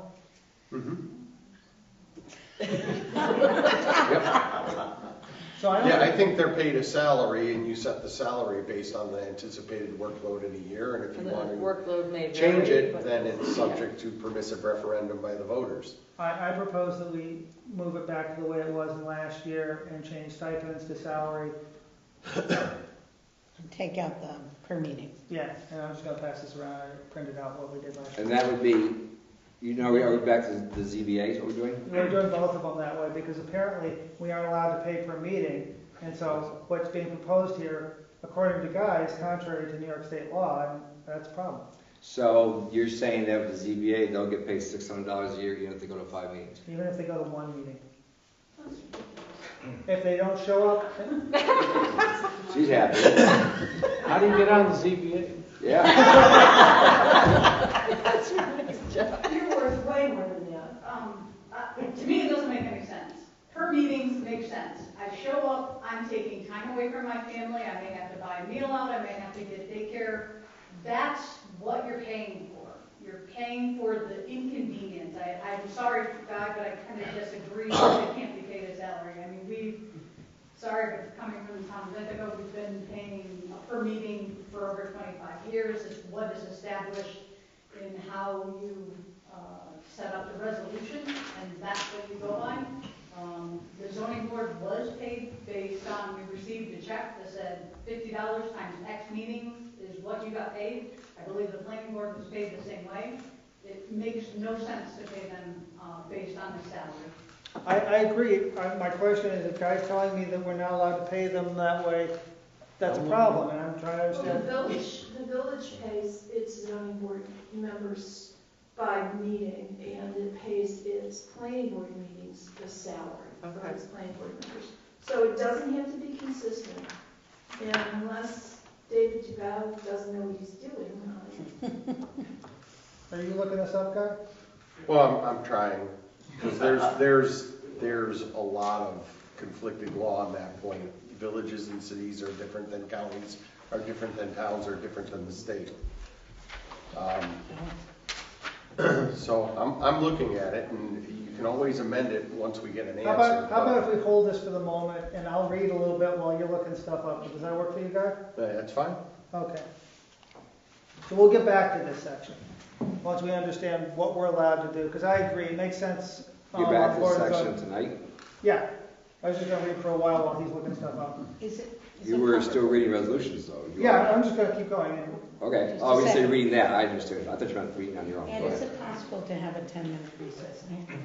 Really good. Why don't we, Yes. why don't we take a time, why don't we do that right now? Yes, is that possible? Sure. 10-minute recess, we'll be back.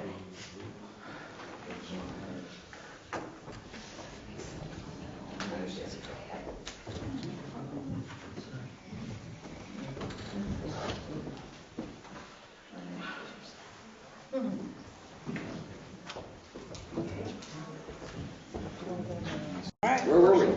I think Guy's got an answer to our question, sort of. Ish? Well, this isn't the resource that I would need to be able to find an answer, but in looking at how it is done, it does appear that you can provide for an alternative to a salary.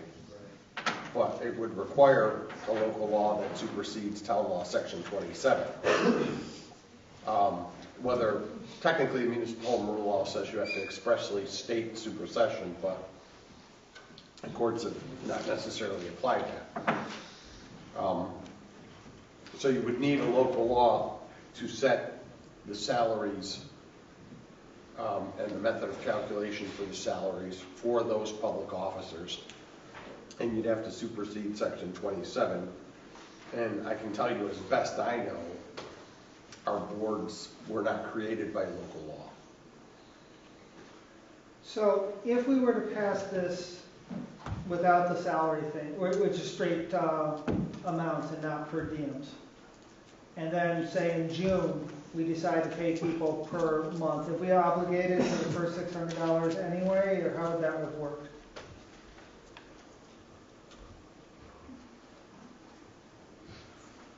I think you would be obligated to do whatever it is that you set as your policy by local law.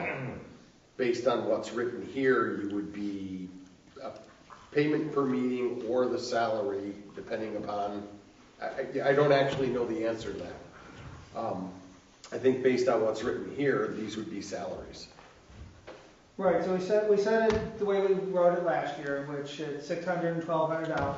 Mm-hmm. And let's say in June, we decide we want to pay $50 per meeting straight up, however many meetings there are. And we write the local laws, we do all the stuff necessary to be able to do that. Would we still have to pay them the first $600 no matter how often they showed up? How would that change over? Well, I would recommend that you change it over on the first of the year. But as long as they're not going to object due to the changing of a salary of a public official mid-year, since they're not elected officials, I think it's within the town board's authority to do that. Would seem to me the better solution would be to have eligibility rules based on actual participation on the board. So, for example, if you don't do your required training, it's not a question of we can tell you to leave the board. You're not qualified. So you can address some of these issues through qualification or minimum performance requirements, or you can address them through payment and compensation incentives. But I need to look more closely at that because a lot of the stuff appears to be based on how you have set up the payment system for those particular public officials. And the town of Lansing created those boards largely through the zoning ordinance itself, except for alternates which were created by local law. Okay. So how about if we just proceed with salary, 600 and 1,200, and let you do your research later, and we'll address this at a later time. Moving on. Does that work with everybody else?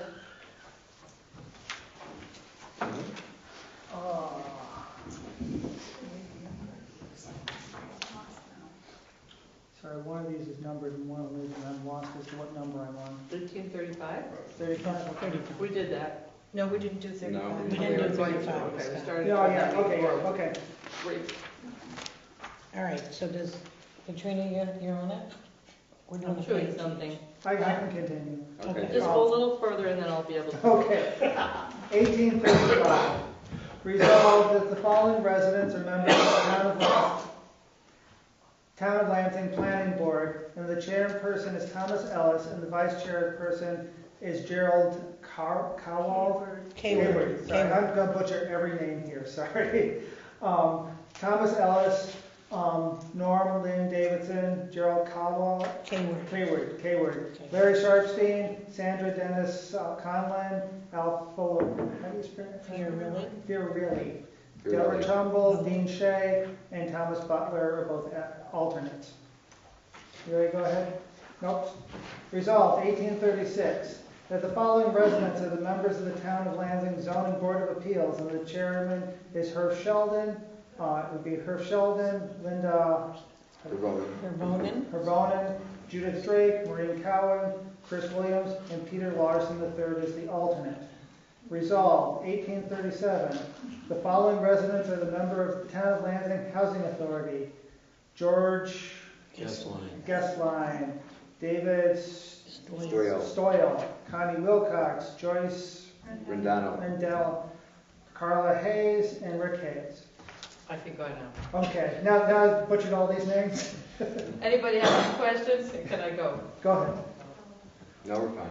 Resolution 18-38, resolved that the following people are members of the Town of Lansing Water and Sewer Advisory Board: Doug Dake, Charlie Purcell, Guy Crow, David Herrick, Lynn Day, Steve Riddle, and John Putenberger.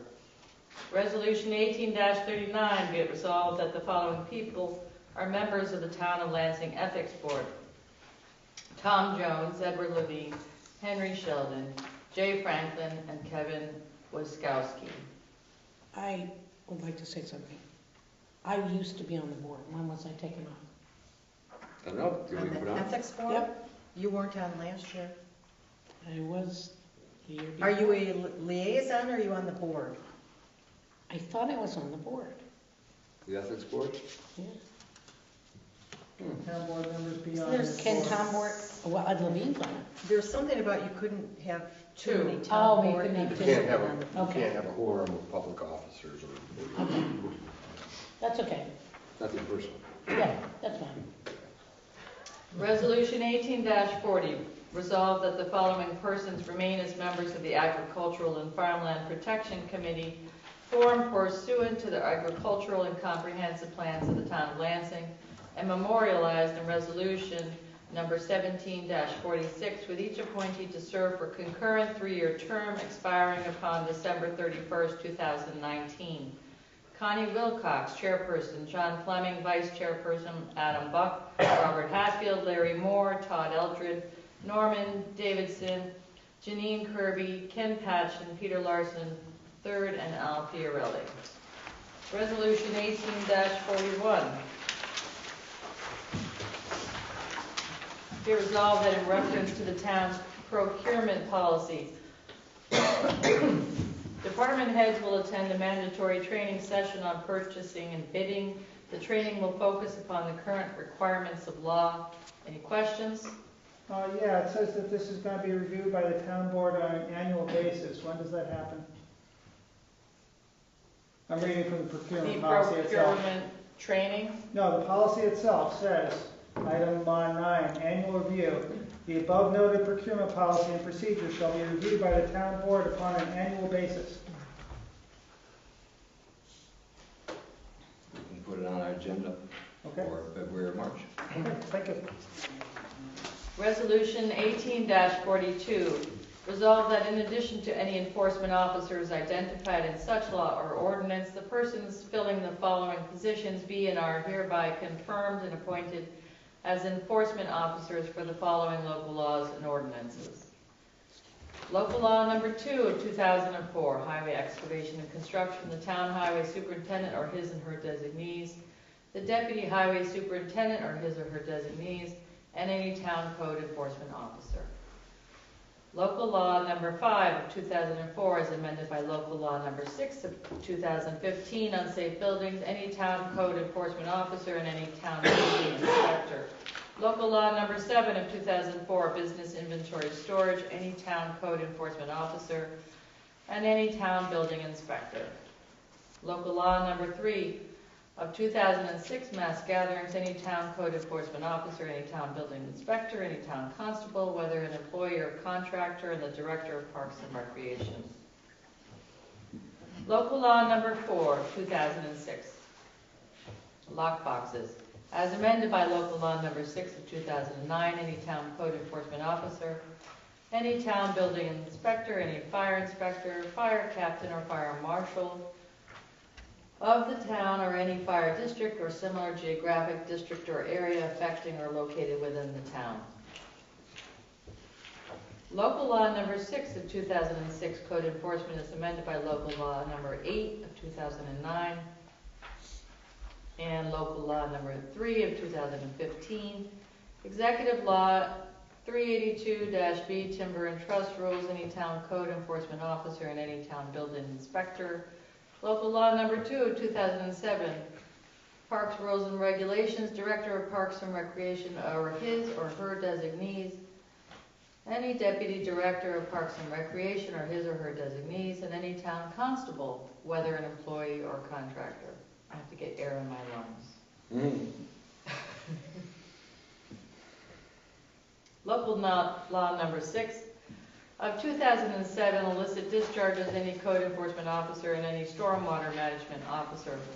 Local law number 2 of 2008, subdivisions, any town code enforcement officer and any town building inspector. Local law number 6 of 2009, stormwater, the town's code enforcement officer, hereby designated as LO. Local law number 9 of 2009, no smoking on certain town property.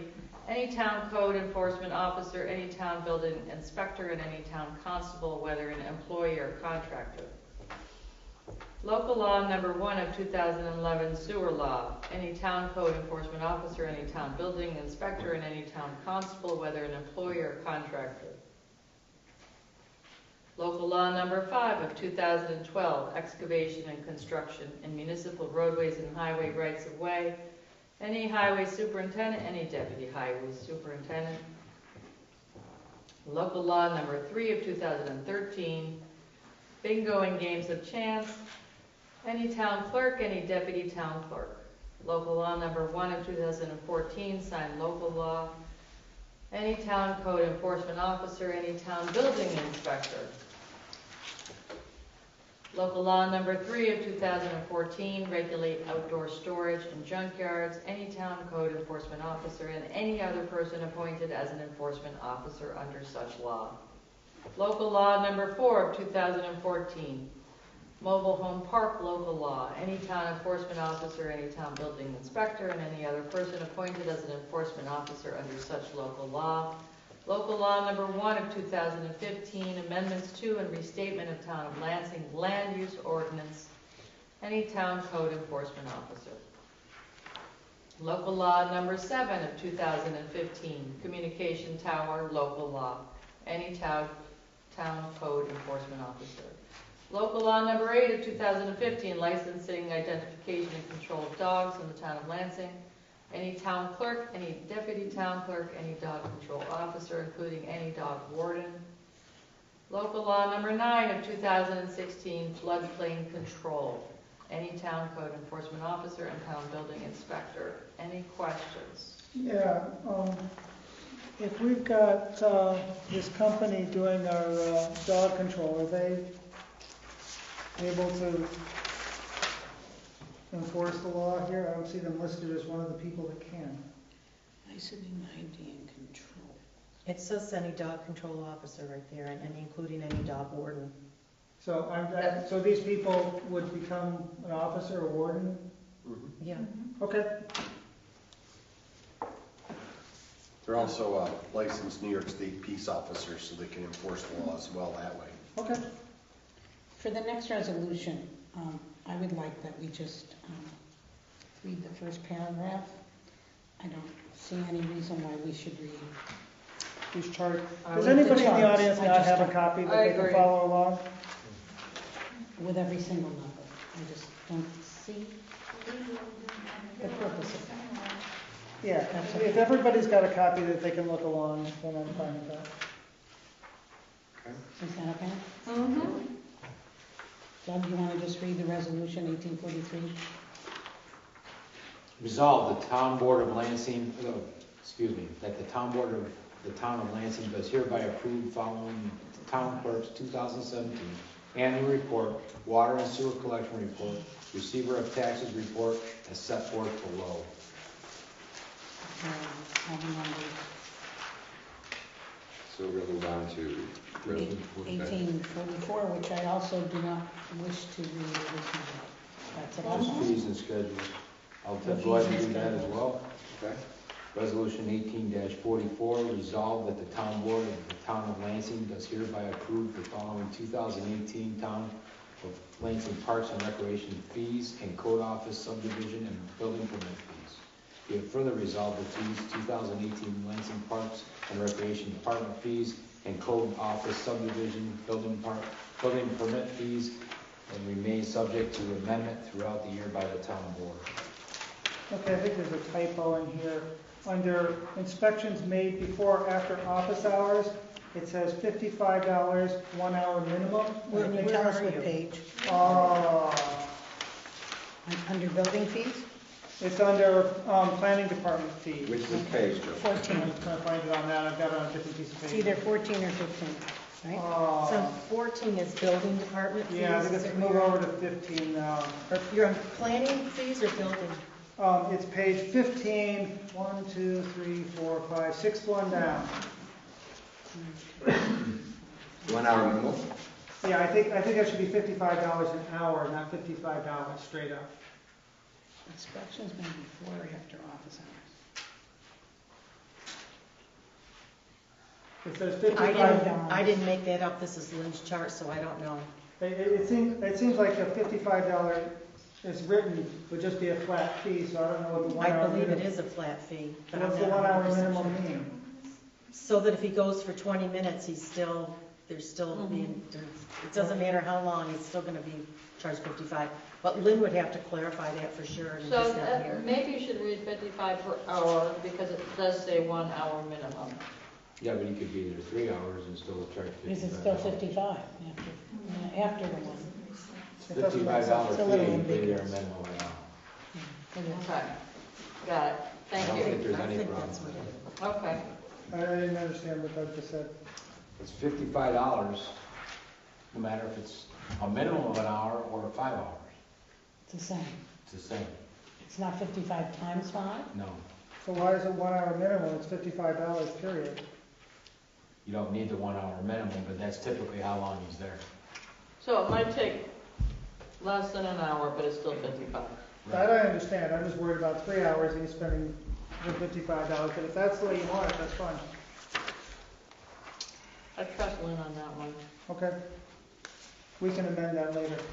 The other one I'm worried about, let me figure out where it is on this, is the solar fees that you've added in.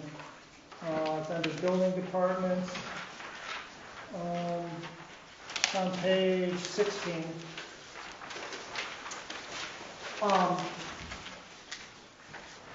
Solar fees or farms? It's a solar panel, we've added this whole section for splitting it up to 5-acre solar farms and under, and we don't have the legislation to back that up yet.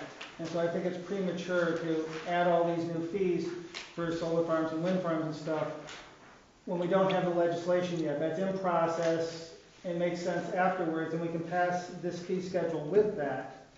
But I think without that background legislation, we can't start saying, well, there's some solar farms that are over 5 acres, some are under 5 acres. Are we talking about 5 acres of the panels themselves, or what the property is? Those questions are actually answered in the legislation, but they're ambiguous in the fee schedule. And since we haven't passed legislation to answer those questions, I think we should not make those separations now. So you're talking about your solar and Just wait on wind law, the right? ones we don't have. Yeah.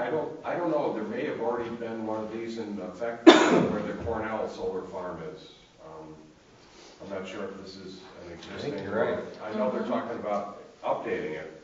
Right, we're updating. Well, right now, the way the fees read is for residential use or for commercial use. And the residential's 75 and the commercial's 500. And now they're adding this other for projects that are over 5 acres, $2,500. And So I'm you want to saying, strike that I wanna pending strike the that. actual legislation? until we do the legislation, then we can put that in because we'll have the legislation to back it up. Existing legislation or new legislation? New. Because these are already permitted uses under the zoning ordinance, and therefore, if one of them goes in, they would require inspections. It's new legislation that we're putting together because we don't have the solar ordinance done yet.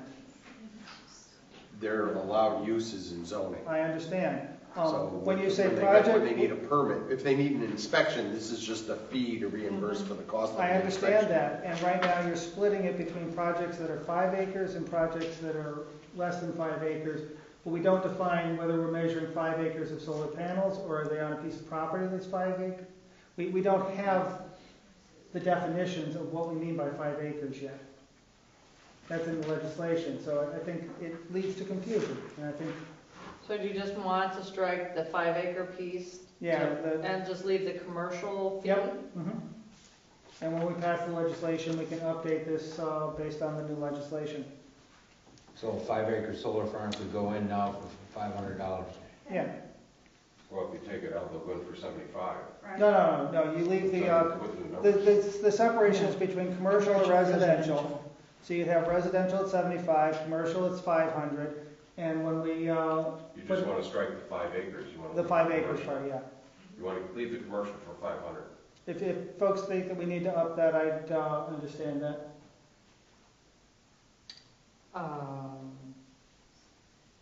So any commercial project would be $500. Any solar panel, wind or Solar. solar. Well, presumably, I assume we're gonna wanna fix this as soon as possible. I understand that legislation will come to the town board in February or March.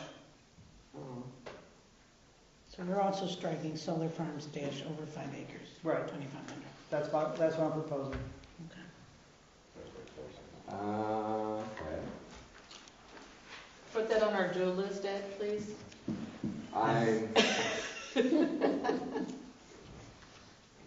So what if the Cube Operating Company comes back with a solar farm? Before What would they charge? $500. 500 bucks. And the town will lose money, so. That'd be That is 75. pending. You're just taking If out that- the that- 5 correct? acres. You're not taking out the project. You can up that amount if you want, I'd be fine with that. So no Okay, matter but- what the acres are, up it? Well, it's 75 acres they're proposing, so is that something that is that something that we take it out now and all of a sudden, Get hammered. because that's a reality, that may happen. It's pending. It's pending, so I mean, that's a possibility. It's not like what if, this is like, they're actually striving for this. We could leave this in and then add clarifying language when we have it. Once you have legislation. Or maybe we should change it from 5 acres to define it as property that's 5 acres in size or something, I mean, so that's clear here. So are we referring to the amount of space of Panel? property? The ambiguity here is 5 acres the amount of space Property or panel surface area? or the space the panels are taking up? I would interpret it as panel surface. Then let's add those words. Product up to 5 acres of panel surface. Sure, Then solar farms are over 5 acres of panel surface, sure, and leave those amounts in there? sure. Okay. Then we may amend the wording of it once we pass the legislation. Well, I suspect this will evolve. Yeah.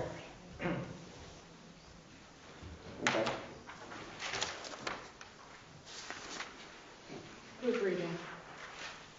Okay. Yeah, I'm going. I didn't know if we were done. Actually, I was asleep. We're getting there. You're We're getting there. running out of pages. Aren't we up to Agenda item number 6. 6? Oh, don't punt. Are we caught up enough to do this? Mm-hmm. Okay. Down at the line. Organizational resolutions 1801 through 1844. I should say -01, 18-44. Resolution 18-45. Well, before you read that, I'd actually like to propose a series to add on to this that I think is important. So I'd like to add on a resolution, and I'll read it. Resolved that the town will have on the main menu of its website a link that is labeled Town Financial Documents. This link will contain a page that will include, at a minimum, the current town budget. When the town board amends the budget, this link will be updated within 10 days of the past amended budget. 2, at least 5 years of previous budgets as amended by the town. 3, the supervisor's proposed budget that will be posted in this section of the website in advance of the meeting where it is presented to the town board. 4, the current monthly report of the supervisor shall be posted within 24 hours of being presented to the town board. 5, at least 2 years of previous monthly reports of the supervisor. 6, the balance sheet for the town, updated on a monthly basis. 7, copies of the results of any and all audits that are done on the town's financial records in the last 5 years. That's on the budget. Another resolution would be resolved that the town will have a link on the main menu of its website that is labeled Town Zoning Documents. This link will contain a link to a page that will include at a minimum the current town zoning map. The link will be updated within 10 days of passage of any amendments to the map. 2, the current zoning ordinance with a link that's updated within 10 days of any passage of amendments to the town zoning ordinance. Another resolution. Resolved that the town will have a link on its main menu of its website labeled Public Notices. This link will connect to a page that will include, at a minimum, all town meetings of the town board, including working meetings. These shall be posted within 24 hours of notification to the members of the town board of said meetings. 2, all meetings of the town planning board, including subcommittee meetings. These meetings shall be posted within 24 hours notification of the town planning board members of said meetings. 3, all meetings of the town zoning board of appeals, including subcommittee meetings. These shall be posted within 24 hours of notification to the members of the town zoning board of appeals of said meetings. 4, all meetings of any other kinds of committees, including subcommittee meetings, which are called by town officials for any kind of town business. These shall be posted within 24 hours of notification to committee members of said meetings. And a final one, resolve that all meetings of the town board, including working meetings and committees of the town board, planning board, subcommittees of that board, the zoning board of appeals, and all other committees of the town shall at all times, except for executive sessions, be open to the public so the public is able to observe the performance of public officials and attend and listen to their deliberations and decisions. And these are all as a result of numerous complaints I've had from constituents of not being able to find things on the website that they want to be able to follow. They want to be able to follow the town budget. They can't find it. They can't find zoning documents. They can't find out where meetings are. I've heard these complaints over and over again, and I'm putting these forward as an addition to this to just say, yes, we've heard you, and we're going to start making these things more available. Thoughts? Comments? Who does our webpage? I don't know. Who updates our webpage? Dan? Well, I do the work on the webpage. Excuse me? I do the work on the webpage. Various town employees update it. And when they hit a snag, I'm called in to help them with the snag, basically. I don't think there's any one person. It used to be, I think Sharon Bowman was designated as the web go-to person. I mean, for approving work, because I work by the hour. None of what has been suggested is a problem from my standpoint.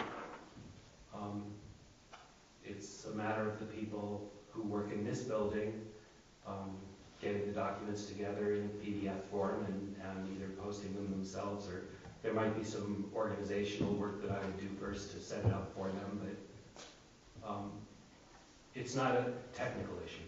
Mm-hmm. I think there's a lot of information to digest for us. It's you made some valid points, but I think this is something we can evolve and have a goal to do this, perhaps in the next few meetings. I think even by addressing that in the next few meetings, we will also send the message that we do hear your concerns or try to address them. Doug? You do bring up very good points, Joe, and with your proposal of the resolution, but does that have anything to do with the organizational? You mean the organizational ones who are doing that? Right. I wonder if there's an intent of improving our technology and our website to have easier and perhaps more comprehensive access to what are essentially public documents. And we could, maybe I make a counter proposal to pass a resolution saying that we are committed to this as a board going forward, to updating the website and looking at your checklist and working through. I think the exact details of it, I would hesitate joining right now. I'd like a working meeting to talk about pros and cons of certain these items being, in a front button or a back, or whether, Do you have more than one of these? not that they're not, It's all public. it's right? all public. It's not, we're not Yes, trying to it's keep not. anything back, but from a sense of just, if we're gonna do this, let's do it right. Well, I'd also like to get some input from the planning board and the ZBA and the people that are gonna have to put this on the, what. Right, everybody who's gonna be loading How are you it. gonna implement it? Yeah. I mean, it's not a matter of if we wanna do it, I think there's good ideas, it's how we implement it. And, that's where we'll get the feedback from the other boards also. But, Yeah. We have to have somebody that is our web guru, so to speak. We have to do that, and that's fine. Maybe we hire somebody like that. I know Chris has done stuff like that in the past. Maybe we put him on a stipend for that type of stuff, or all of a sudden he just feeds the information. That's done. Those are things to consider. I think we can move forward and get this done in a reasonable amount of time. So, As long as we're moving forward on this, I'm okay. I just don't want it to end up on the back burner and 6 months from now, the website hasn't changed. You won't let us do that. It's okay, we'll do it. We can have our next discussion in our working meeting in the first week in February. I think we also should send this out to the other boards so they can see how they can implement this also, get the information to us. And also to the town clerk for feedback also, as far as what's the time frame of doing that. because we know your plate's a little full right now. So. And the startup on this is most of the time, is getting all this back documentation up. But I think it's important that the public be able to compare current stuff with previous years. And I will agree that there have been times I have been unable to find something I was looking for. I'm sure it was there, but I was bumbling about. It's fine. Okay. So are we going to go ahead with the agenda number 6 and then put in another resolution and an ad, or are we gonna put this in with that? I think we've come to a consensus that we're gonna work on this project. Right. Are we And, gonna resolve that at this point with this resolution? I don't believe so. So the organizational resolution can go ahead. Correct. I think it just has to say as presented and as amended. Yes. But other than that, I Yes. think it's ready. Well, I think then we won't have to go through the whereas and the resolve, should we? Because typically we don't, but we can. But I would think, so the organizational resolutions at 18-01 through 18-44, with resolution 18-45, I move that we, should I read it? Well, we have to put in the word amended. Wait, as amended. Yes. It's As presented presented and and amended. Where do you want that put in? Just so I'm clear with how everybody wants it. As presented and Okay. as amended. Okay. I think it's- I'll second it. You moved it? I'll second it. Okay, any discussion? Ms. Munson? Andrew Benson, Yes. Katrina Binkowitz. Yes. Doug Dake, Yes. Joseph Wetmore, Yes. Edward Levine. Yes. Good. Good job. Oh, my goodness. This is sun coming out? We move on to our packet reports of our town's historian's report. We do not have to do that. It's interesting though. It is interesting. It's interesting. It's always. Yep. See, is a delight. Number 8 is the Lansing Community Library report. You have it in front of you. And Mr. Sipper is not here for agenda number 9, but his information is in here.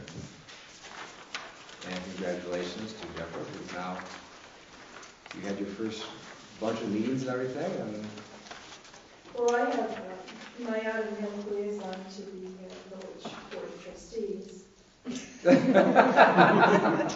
there you go. And I think it perhaps of some interest, since the village is part of the town, I did advise the village trustees and the village planning board that the Tompkins County Industrial Development Agency has taken a preliminary step to clawing back the PIF agreements, the withheld tax payments from BJ's that were going to be used to build the senior housing at Lansing Meadows, which is on Oak Crest and Tribune, for those of you who aren't familiar. It's been years since that BJ's went in, and the money was supposed to be used to be preparing the property and doing wetlands remediation so that we could build at least 12 senior housing units on that property. And so far, Triax and Arrowhead and Mr. Gassman have yet to build anything, which is something that hasn't gone unnoticed at the county out here. So I think that's probably the only thing that's happened so far that would be of general interest. Oh, good, thank you. Moving on to agenda item number 11. We have our, is that right? No, sorry, number 10. I lost the scent here. Number 10 is the Parks report. Mr. Colt, I think, is up for the seat club tonight. He is. How fortunate we get, huh? Number 11 is the Highway Superintendent's report. Cricket, do you have anything to add to your group's been busy? Yes, so we had a short strategy. I mean, obviously, we'll move along, but I just want to commend my guys. You know, I mean, the last 4 or 5 weeks here, they've certainly put in the extra effort, and I just want to kind of acknowledge them. You know, they've done a great job for us. Hasn't been easy. We've battled through some flus and stomach bugs and short help, and you know, I'll say, you know, Patrick here has been a saving grace. You know, he's been full force with all of us over the last few weeks here too. So, you know, all that's working well. And we'll talk more next month probably as far as dredging. Weather's going to be a cooperation factor here. You know, depending on the rain we had and the melt and where the lake level is supposed to be. So I'll keep you all kind of posted on that on a one-on-one basis as we move forward with that. But just FYI, a couple of village folks here. I mean, I've had a lot of good conversation with their man up there and stuff. We're certainly there for support as far as winter weather. If they have any issues and stuff. So just trying to foster a good relationship there and help take care of those folks too. So good. Well, thank you. Yep. Thanks. Next we have the planning consulting report. Michael. All right, I'll make this quick. We have a meeting coming up on Monday, January 22nd, and there's 3 items on the agenda. Jack Young has got a 4-lot minor subdivision on East Shore Circle. There's a public hearing for that. Also, Verizon Wireless cell tower on Conlin Road. They're doing some structural improvements and doing some new antennas. It will look the same as the old tower pretty much. And Hugo Orchard is coming in for a site plan amendment for their sign. In the future, the Lansing Rod and Gun Club is going to reorient their shooting range. Basically, they're working with the EPA on getting the lead out of the river, out of the creek, and so they're going through the 239 review right now. Okay. As you may know, the planning board has set aside February 12th for a meeting jointly with the town board to talk about the comprehensive plan. And the ZBA also. And the ZBA will get everybody together, hopefully. And then finally, Senator Pam Hemling has recently just announced that we are going to get a $75,000 grant towards the infrastructure for the town land across the street. Good, thank you. There's a program called the SAMs, or the State and Municipal Facilities. This is for materials, and so the way that we package the request is that with the support of the highway department, with the equipment and labor, that this would be material money for basically trying to put the different steps in place. As you know, we've got several projects. Cornerstone is probably the first with the implementation, which is kind of an interesting thing. The other piece that we're doing is getting prices on some survey work, as well as we also have to do some engineering and design. We cannot use this money for the engineering part of it, just for the materials. So, but I think we're thankful for the senator for working hard to try to get this money for us. So. Good job. If no questions or comments, move on to David Herrick's report.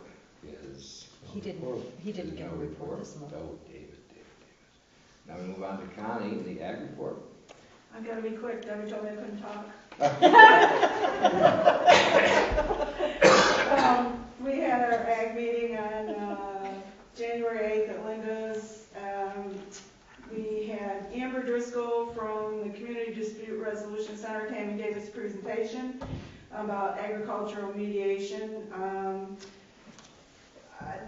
What can be mediated: loans or debts, neighbor complaints, small claims, labor problems, landlord, tenant, custody and visitation, farm business plan, family farm succession.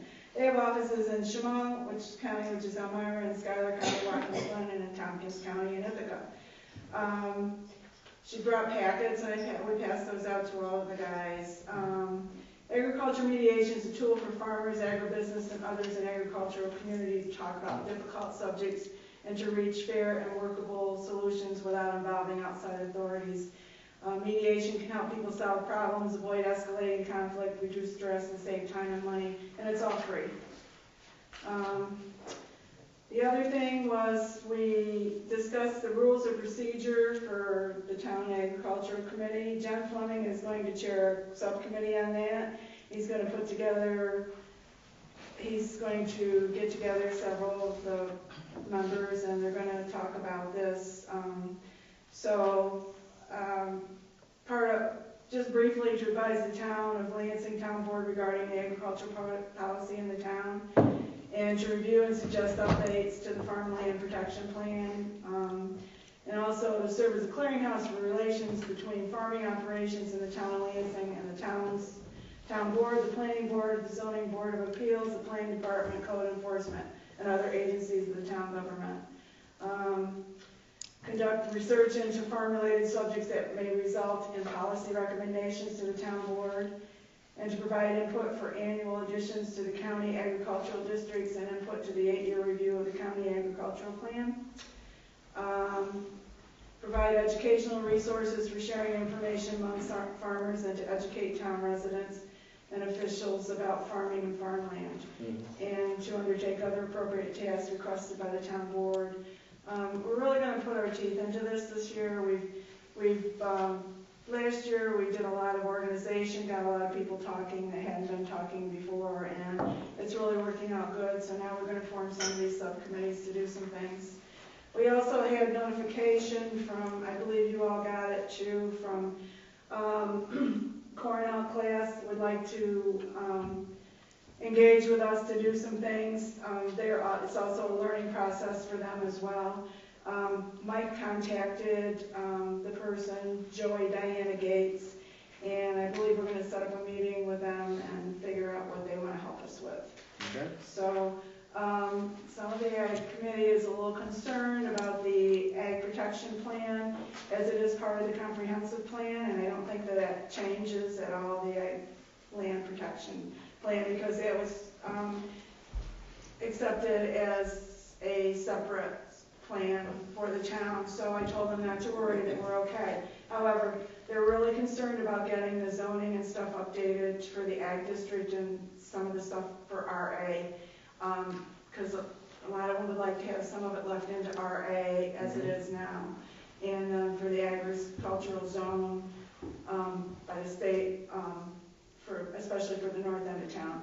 The other thing is we're going to set up a meeting. I have to coordinate with the town board, the planning board, and the ZBA with Bob Summers from New York State Ag and Markets, because there's a lot of laws that a lot of people are not familiar with that the New York Ag and Markets have say over what goes on. So everybody really needs to be educated by that, and he's willing to set up a time at any time, because he has family that lives close by in Tully and Cincinnati and like that. So even it wouldn't be just a trip from Albany to do that for us. He would.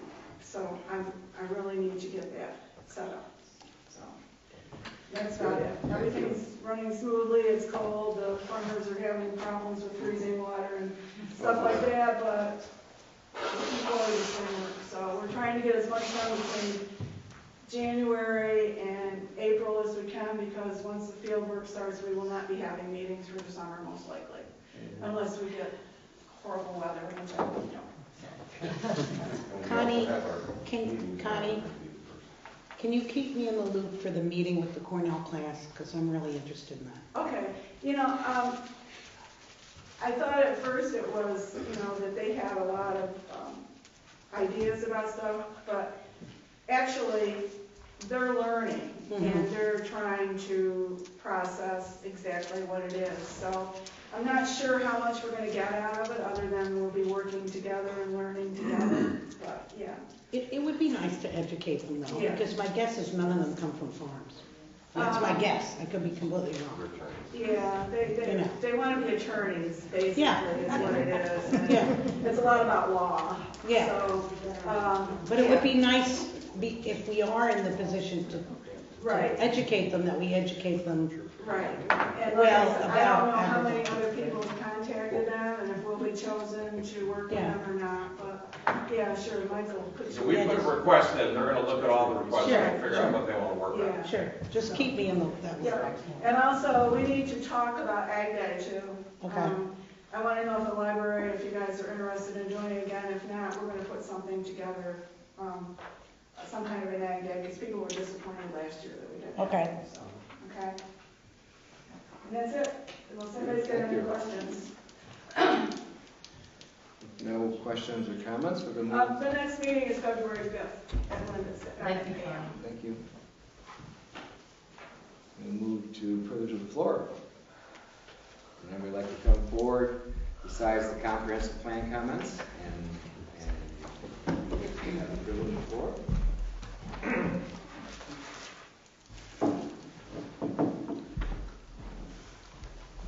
This is kind of impromptu because I wasn't really planning to say anything, except that I guess I'm getting older. I can't hear most or a lot of times when any of you speak. I don't know if it's the microphones or that you don't use them, or if I'm just getting hard of hearing, but Are we too far away? Might be too far away. I think so. I don't think I'm the only one in this room. Okay, I just have thought about that. That's a good point, thank you. If you can't hear me, please say something. I won't know otherwise. Okay, anyone else? Hi.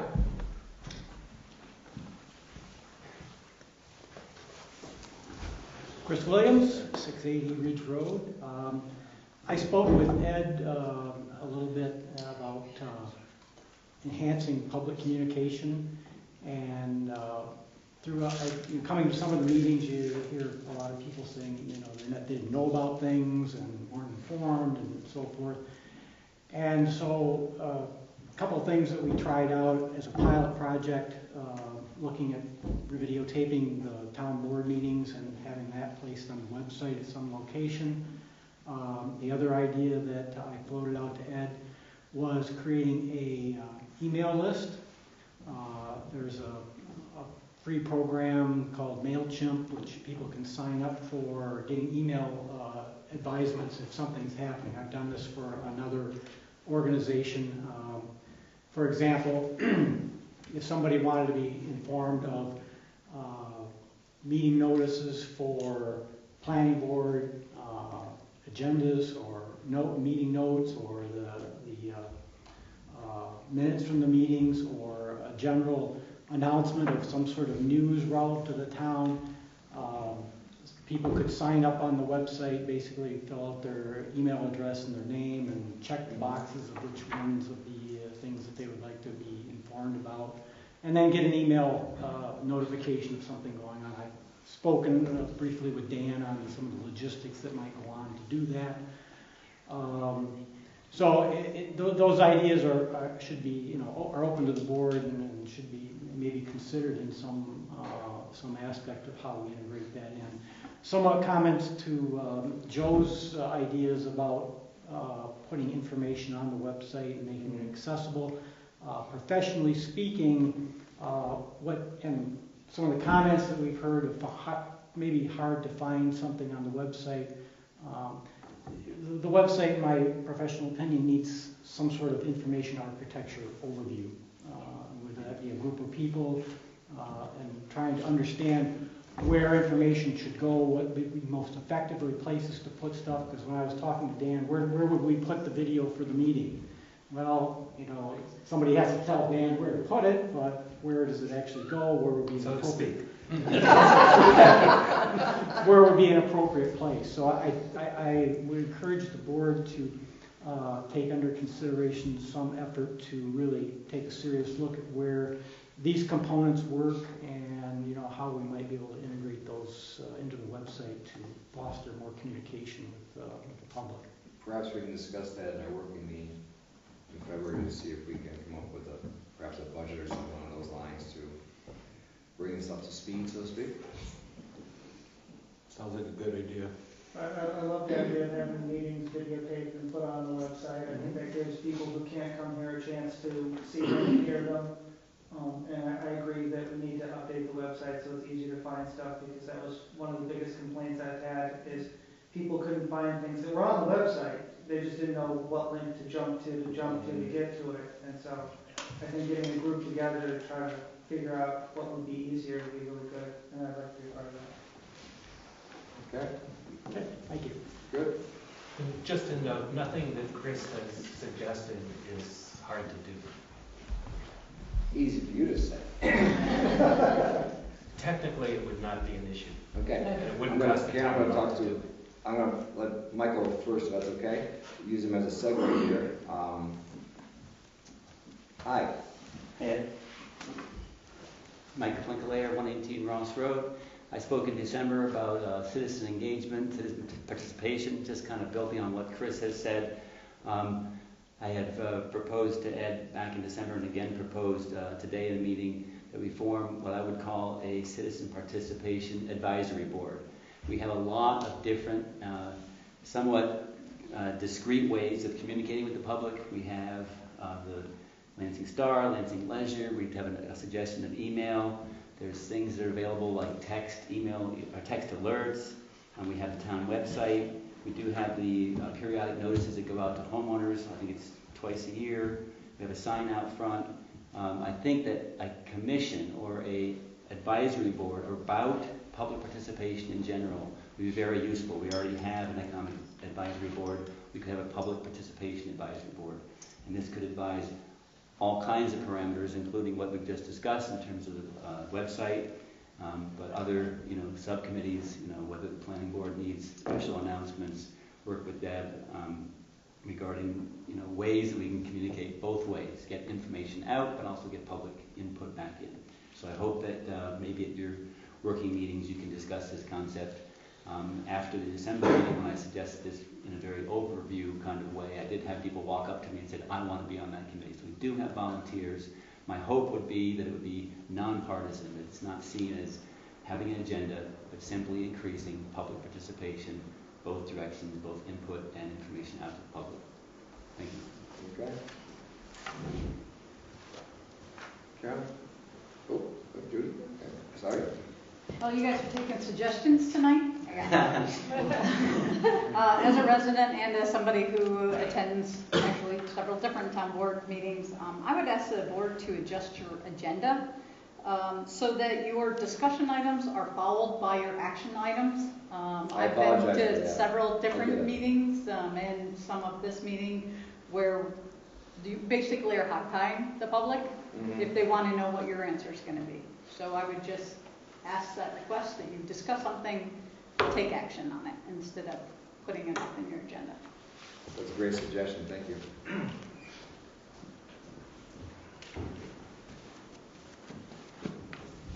Hi.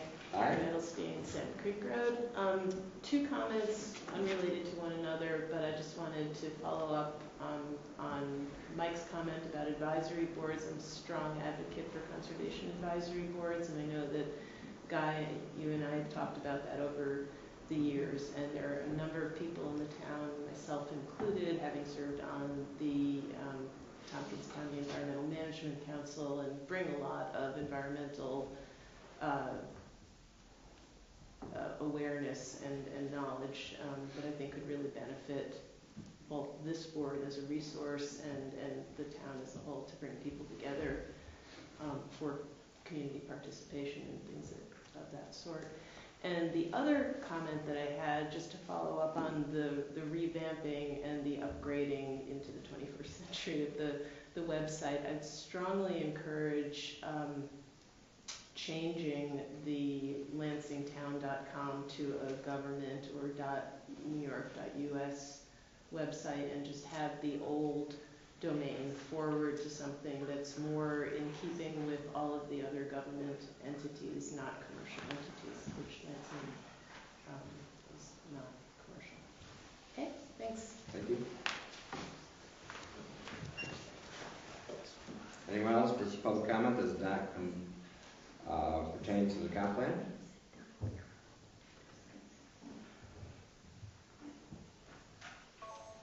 If that's so be it, then we'll go to the comprehensive plan comments.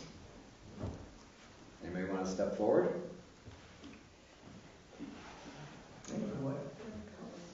The comprehensive plan comments. Logan. Logan? Specifically regarding the comprehensive plan and public participation, I do hope that we could have a presentation in future meetings comparing what the original comprehensive planning committee had forwarded as recommendations, and then the differences between that and what the planning board had forwarded as recommendations to this board, because there are differences and not everyone will follow every single comparison. So that, at minimum, would be useful. I do also hope that we can not use the working meetings that are being suggested by the town board as necessarily comprehensive plan input meetings. You may use one or two for them, but I feel like the public deserves to have a longer dialogue session and not just a presentation and a speaking from the front of the room, but be able to listen to people who attend question and answer sessions, specifically structured, possibly facilitated, so that people who are interested in the differences and interested in the final proposals have a way to actually have meaningful input, as opposed to kind of listening to presentations only. So I do not think it's useful to conflate your working sessions with specific comprehensive plan information sessions with dialogue. Thank you. Anyone else? If not, so we move on to number 17, the resolution approving the bargaining agreement with UAW. I'll move it. Do I have a second? I second. Any comments or discussion? I'm sorry, Doug, you were the second? Yes. And did you have to? Andrew. Sorry, I didn't hear you. I moved it. Moving along. Any discussion? Mrs. Munson? Andrew Benson? Yes. Trina Binkowitz? Yes. Doug Dave? Yes. Joseph Wetmore? Yes. Ed Levine? Yes. Okay, number 18. I would like to step off for a second, because I think the whole question of public discussion on the comprehensive plan is an important one, and I wanted to get this one passed before I went back to that. One of the things that I've heard repeatedly from the public is they'd really like a presentation. They'd like not just handed a document and say, here, go figure it out, but they'd like some discussion. And what I'm proposing to do is that I put together a comparison between what we have now as a comprehensive plan and what's being proposed, and showing the changes and the updates and all that, and that we schedule a meeting where people can come and get a slide presentation of here's what we're proposing and here's what we've got now, so that they get a bit of a base of Just what. like the presentation they did for the big bridge. I didn't see that one. Oh, Okay. That was good. I mean, that was a good presentation, and Very good. Yeah. there was a presentation, and And then the public can Yeah. ask questions and do comments, and I'm perfectly happy to put together that presentation. And I would like to schedule a time, sometime February, March, that we do. as a board, talk to the public and say, here's what we've got now as a comprehensive plan, and here's what's being proposed as a new comprehensive plan. Would it make sense for you to do that in partnership with somebody from the planning board? I'm As sure. a team presentation? And maybe the planner. And the planner? Great. Okay. Are you talking about the 2003 version? Six. In terms of comparison? That's Yeah, the one that's currently in force, which is, I think, 2006. They're like night and day. They're completely different. I know. I don't know how you want to compare the two. Well, I thought you were mentioning what Michael Clinkelaire mentioned, comparing the first plan to the Committee second. version versus the planning board version. I see the value in that, but I think there's more of a value in saying, here's what we currently have as a comprehensive plan, this is what's currently in place, and here's what we're proposing to change it to. And yes, I think there's some discussion of what's got changed between the two versions, but the greater change, as Mike said, is what we have in place right now and what we're proposing, and I think that's what the public really needs to learn is, what's our current comprehensive plan, and what's the new one that's coming forward? And I think we need to have that discussion primarily of what are the changes? What are we proposing that will be different than what we've got right now? So the new one coming forward is the pre-planning board plan or the post-planning board? The post plan, the one that's on our table right now.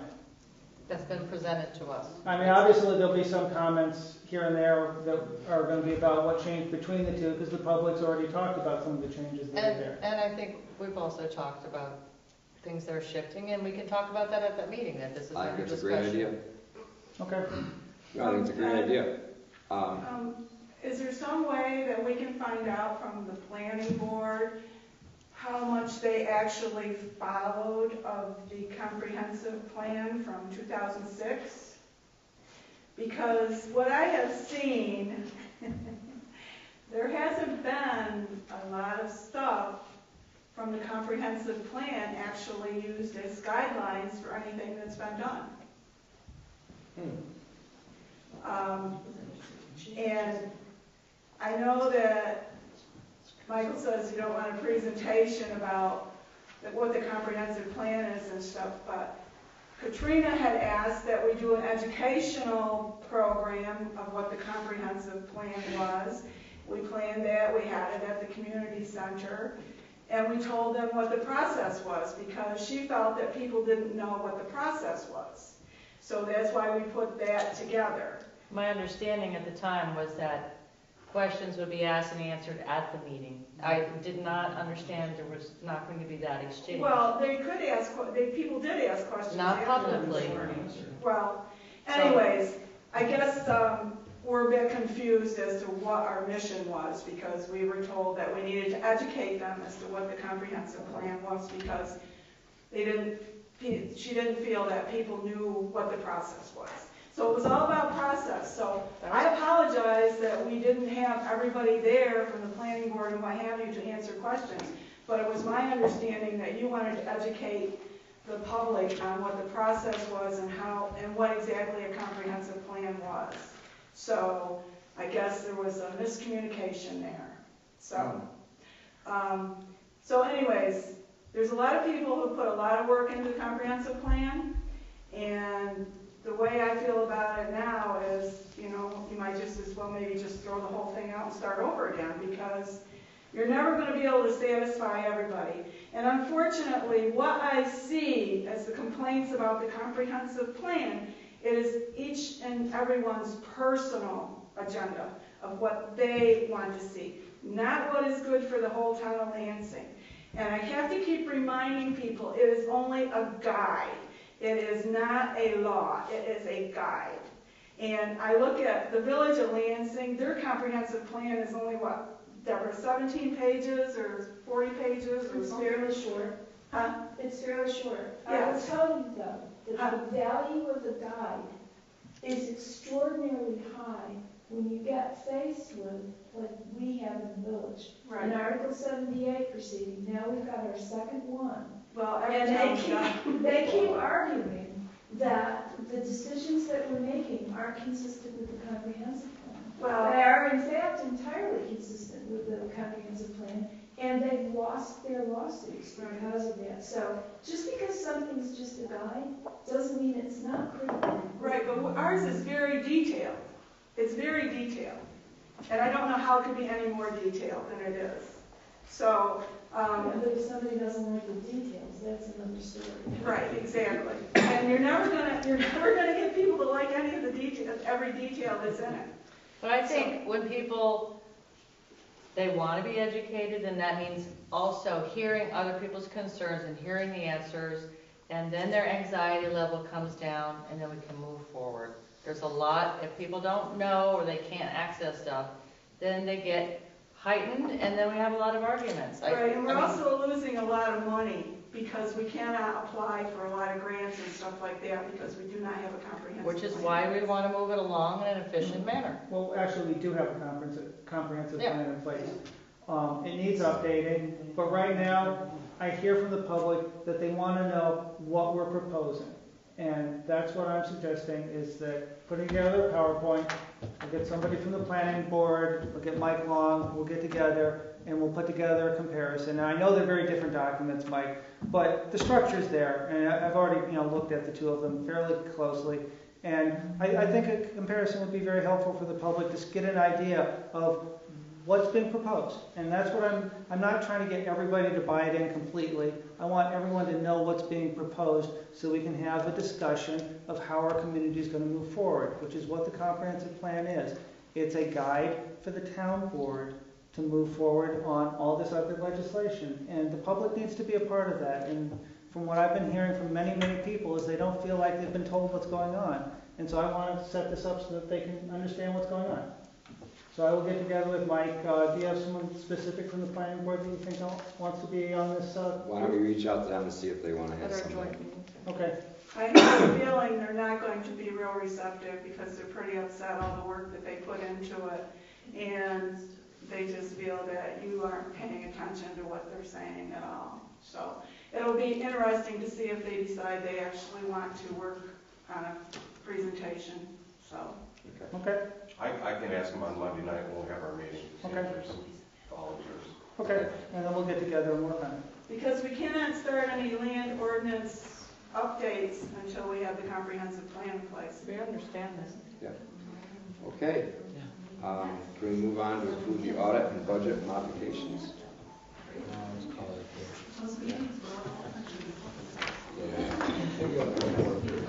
You might go to work. I'll move resolution 18, but there has to be a correction because the bills were not reviewed by me. I said I will move resolution 18, but with a correction that the bills were reviewed by councilperson Doug Dake and Supervisor Ed Levine this week. Well, and also Katrina. And Binkowitz. Andrew, tip your mic down a little bit. Oh, sorry. So we can make the bills are reviewed by councilperson Katrina Binkowitz and councilperson Doug Dake and supervisor Ed Levine. Okay.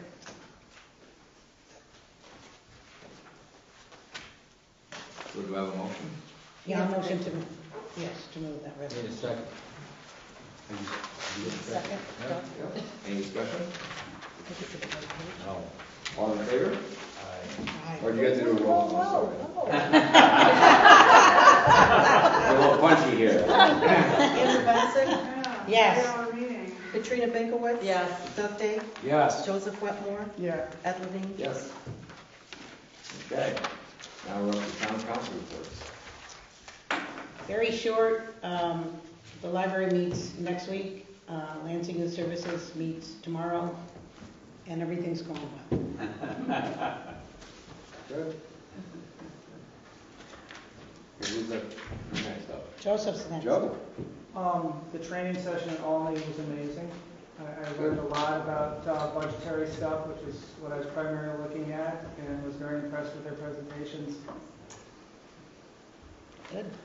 Glad you went. Hey, Doug. I'm sorry, Katrina. Over.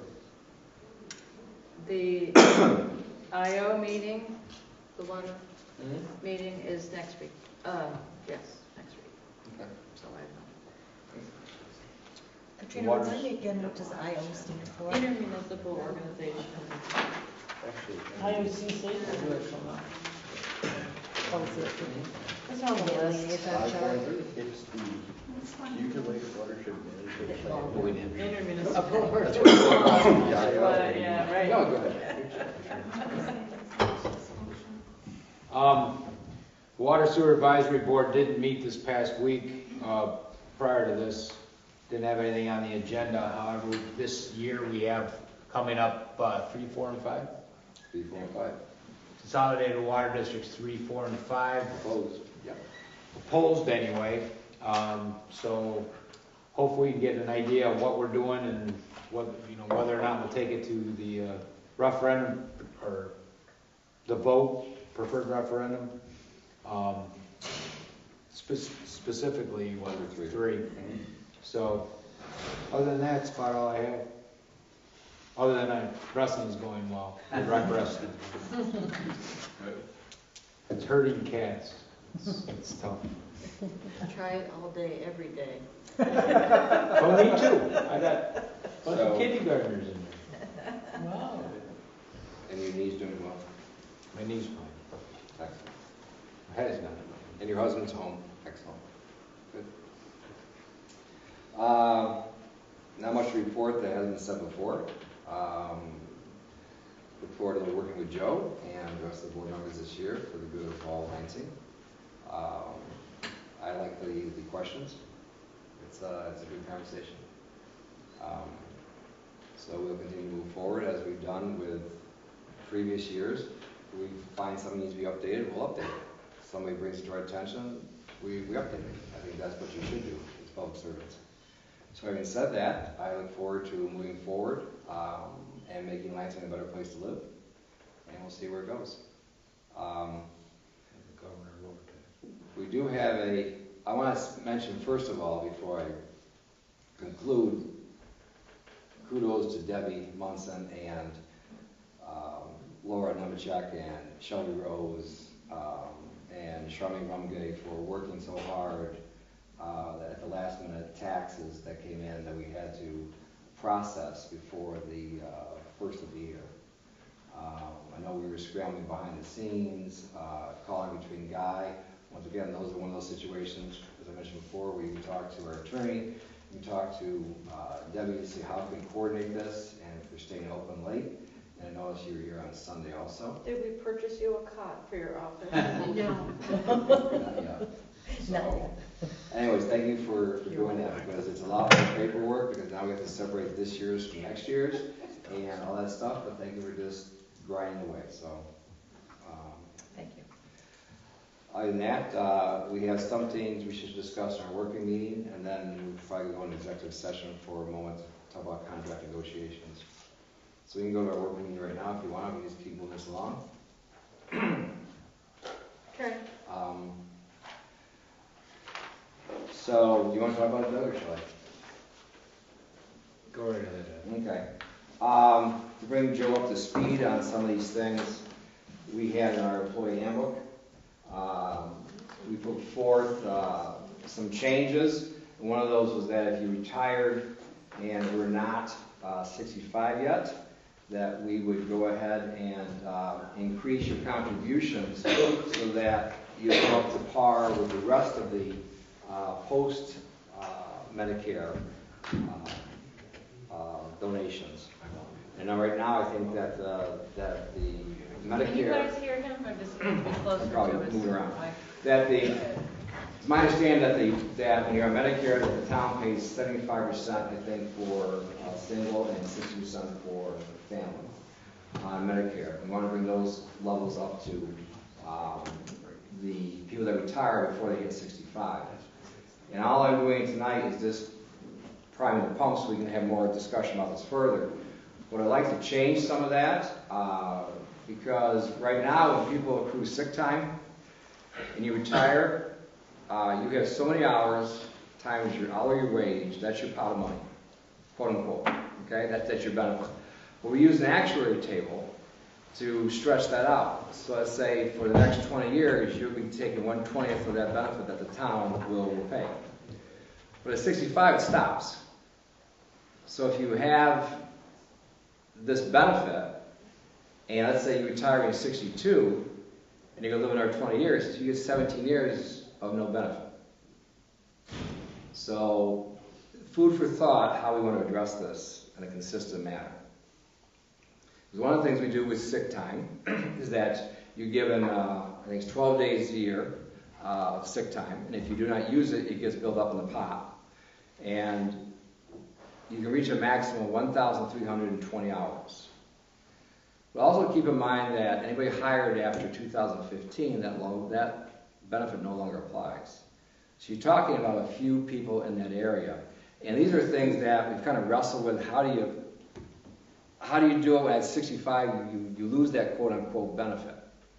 So these are things that we're going to perhaps propose in the future to say you take that benefit and you use it up to age 65. It'll be a higher amount for the town, but I think also it'll be fair for the people who were playing by the rules all those years. And they're receiving less benefit. And they actually earned it. They earned it. They earned it. Right. I mean, if you're going to change something, you change it with the new hires. I got a really difficult time with changing the rules in the middle of the game type of thing out of fairness. And I'm not throwing stones at anybody else because these were board approved, and that's fine. But personal opinion is that if you're going to start a policy, you should start it fresh and cycle the rest out. So we'll talk about more of that in the working meeting. Okay. I'll try to give you some information on that so you can read up on it. I'll also look at the employee handbook that we just passed. That Katrina and I were on that board I think when we first came on in 16, and see how we want to tweak this and go forward. And I'm open to suggestions. Okay. Maybe we can put that employee handbook on the website where people can see it too. We can put everything up there. It doesn't. I mean, once we get this up to speed, where we can do all this stuff and scan it and zing it through, I think we can do whatever they want. Really, it's just I think you've opened up a wide chasm as far as whatever that you want to put up there. Really. Okay. So that's all I have to report now. That's the working meeting. We do want to talk about contract negotiations, so I do want to move into executive session for that. Need a motion, so we move it. I'd like to make a motion. I'll second it. Okay. What's the motion? To move into executive Session. In order to make that motion, we have to say what we are going to be discussing such that the public can understand why we are going into executive session. Therefore, Guy, you want to give the specifics? You want to go into executive session to discuss the terms of a contract concerning real property where public discourse or disclosure of the terms might affect the price or consideration to the town? That works for me. Good. Thank you. And we also put it down. Did Debbie get all that down? She's used to short. There's actually a shorthand vernacular that everybody knows what it means, but Yeah, that's okay. I just want to make sure. All in favor? Aye. Opposed? Joe, did they train you on the fact that there is no such thing as a personnel exemption?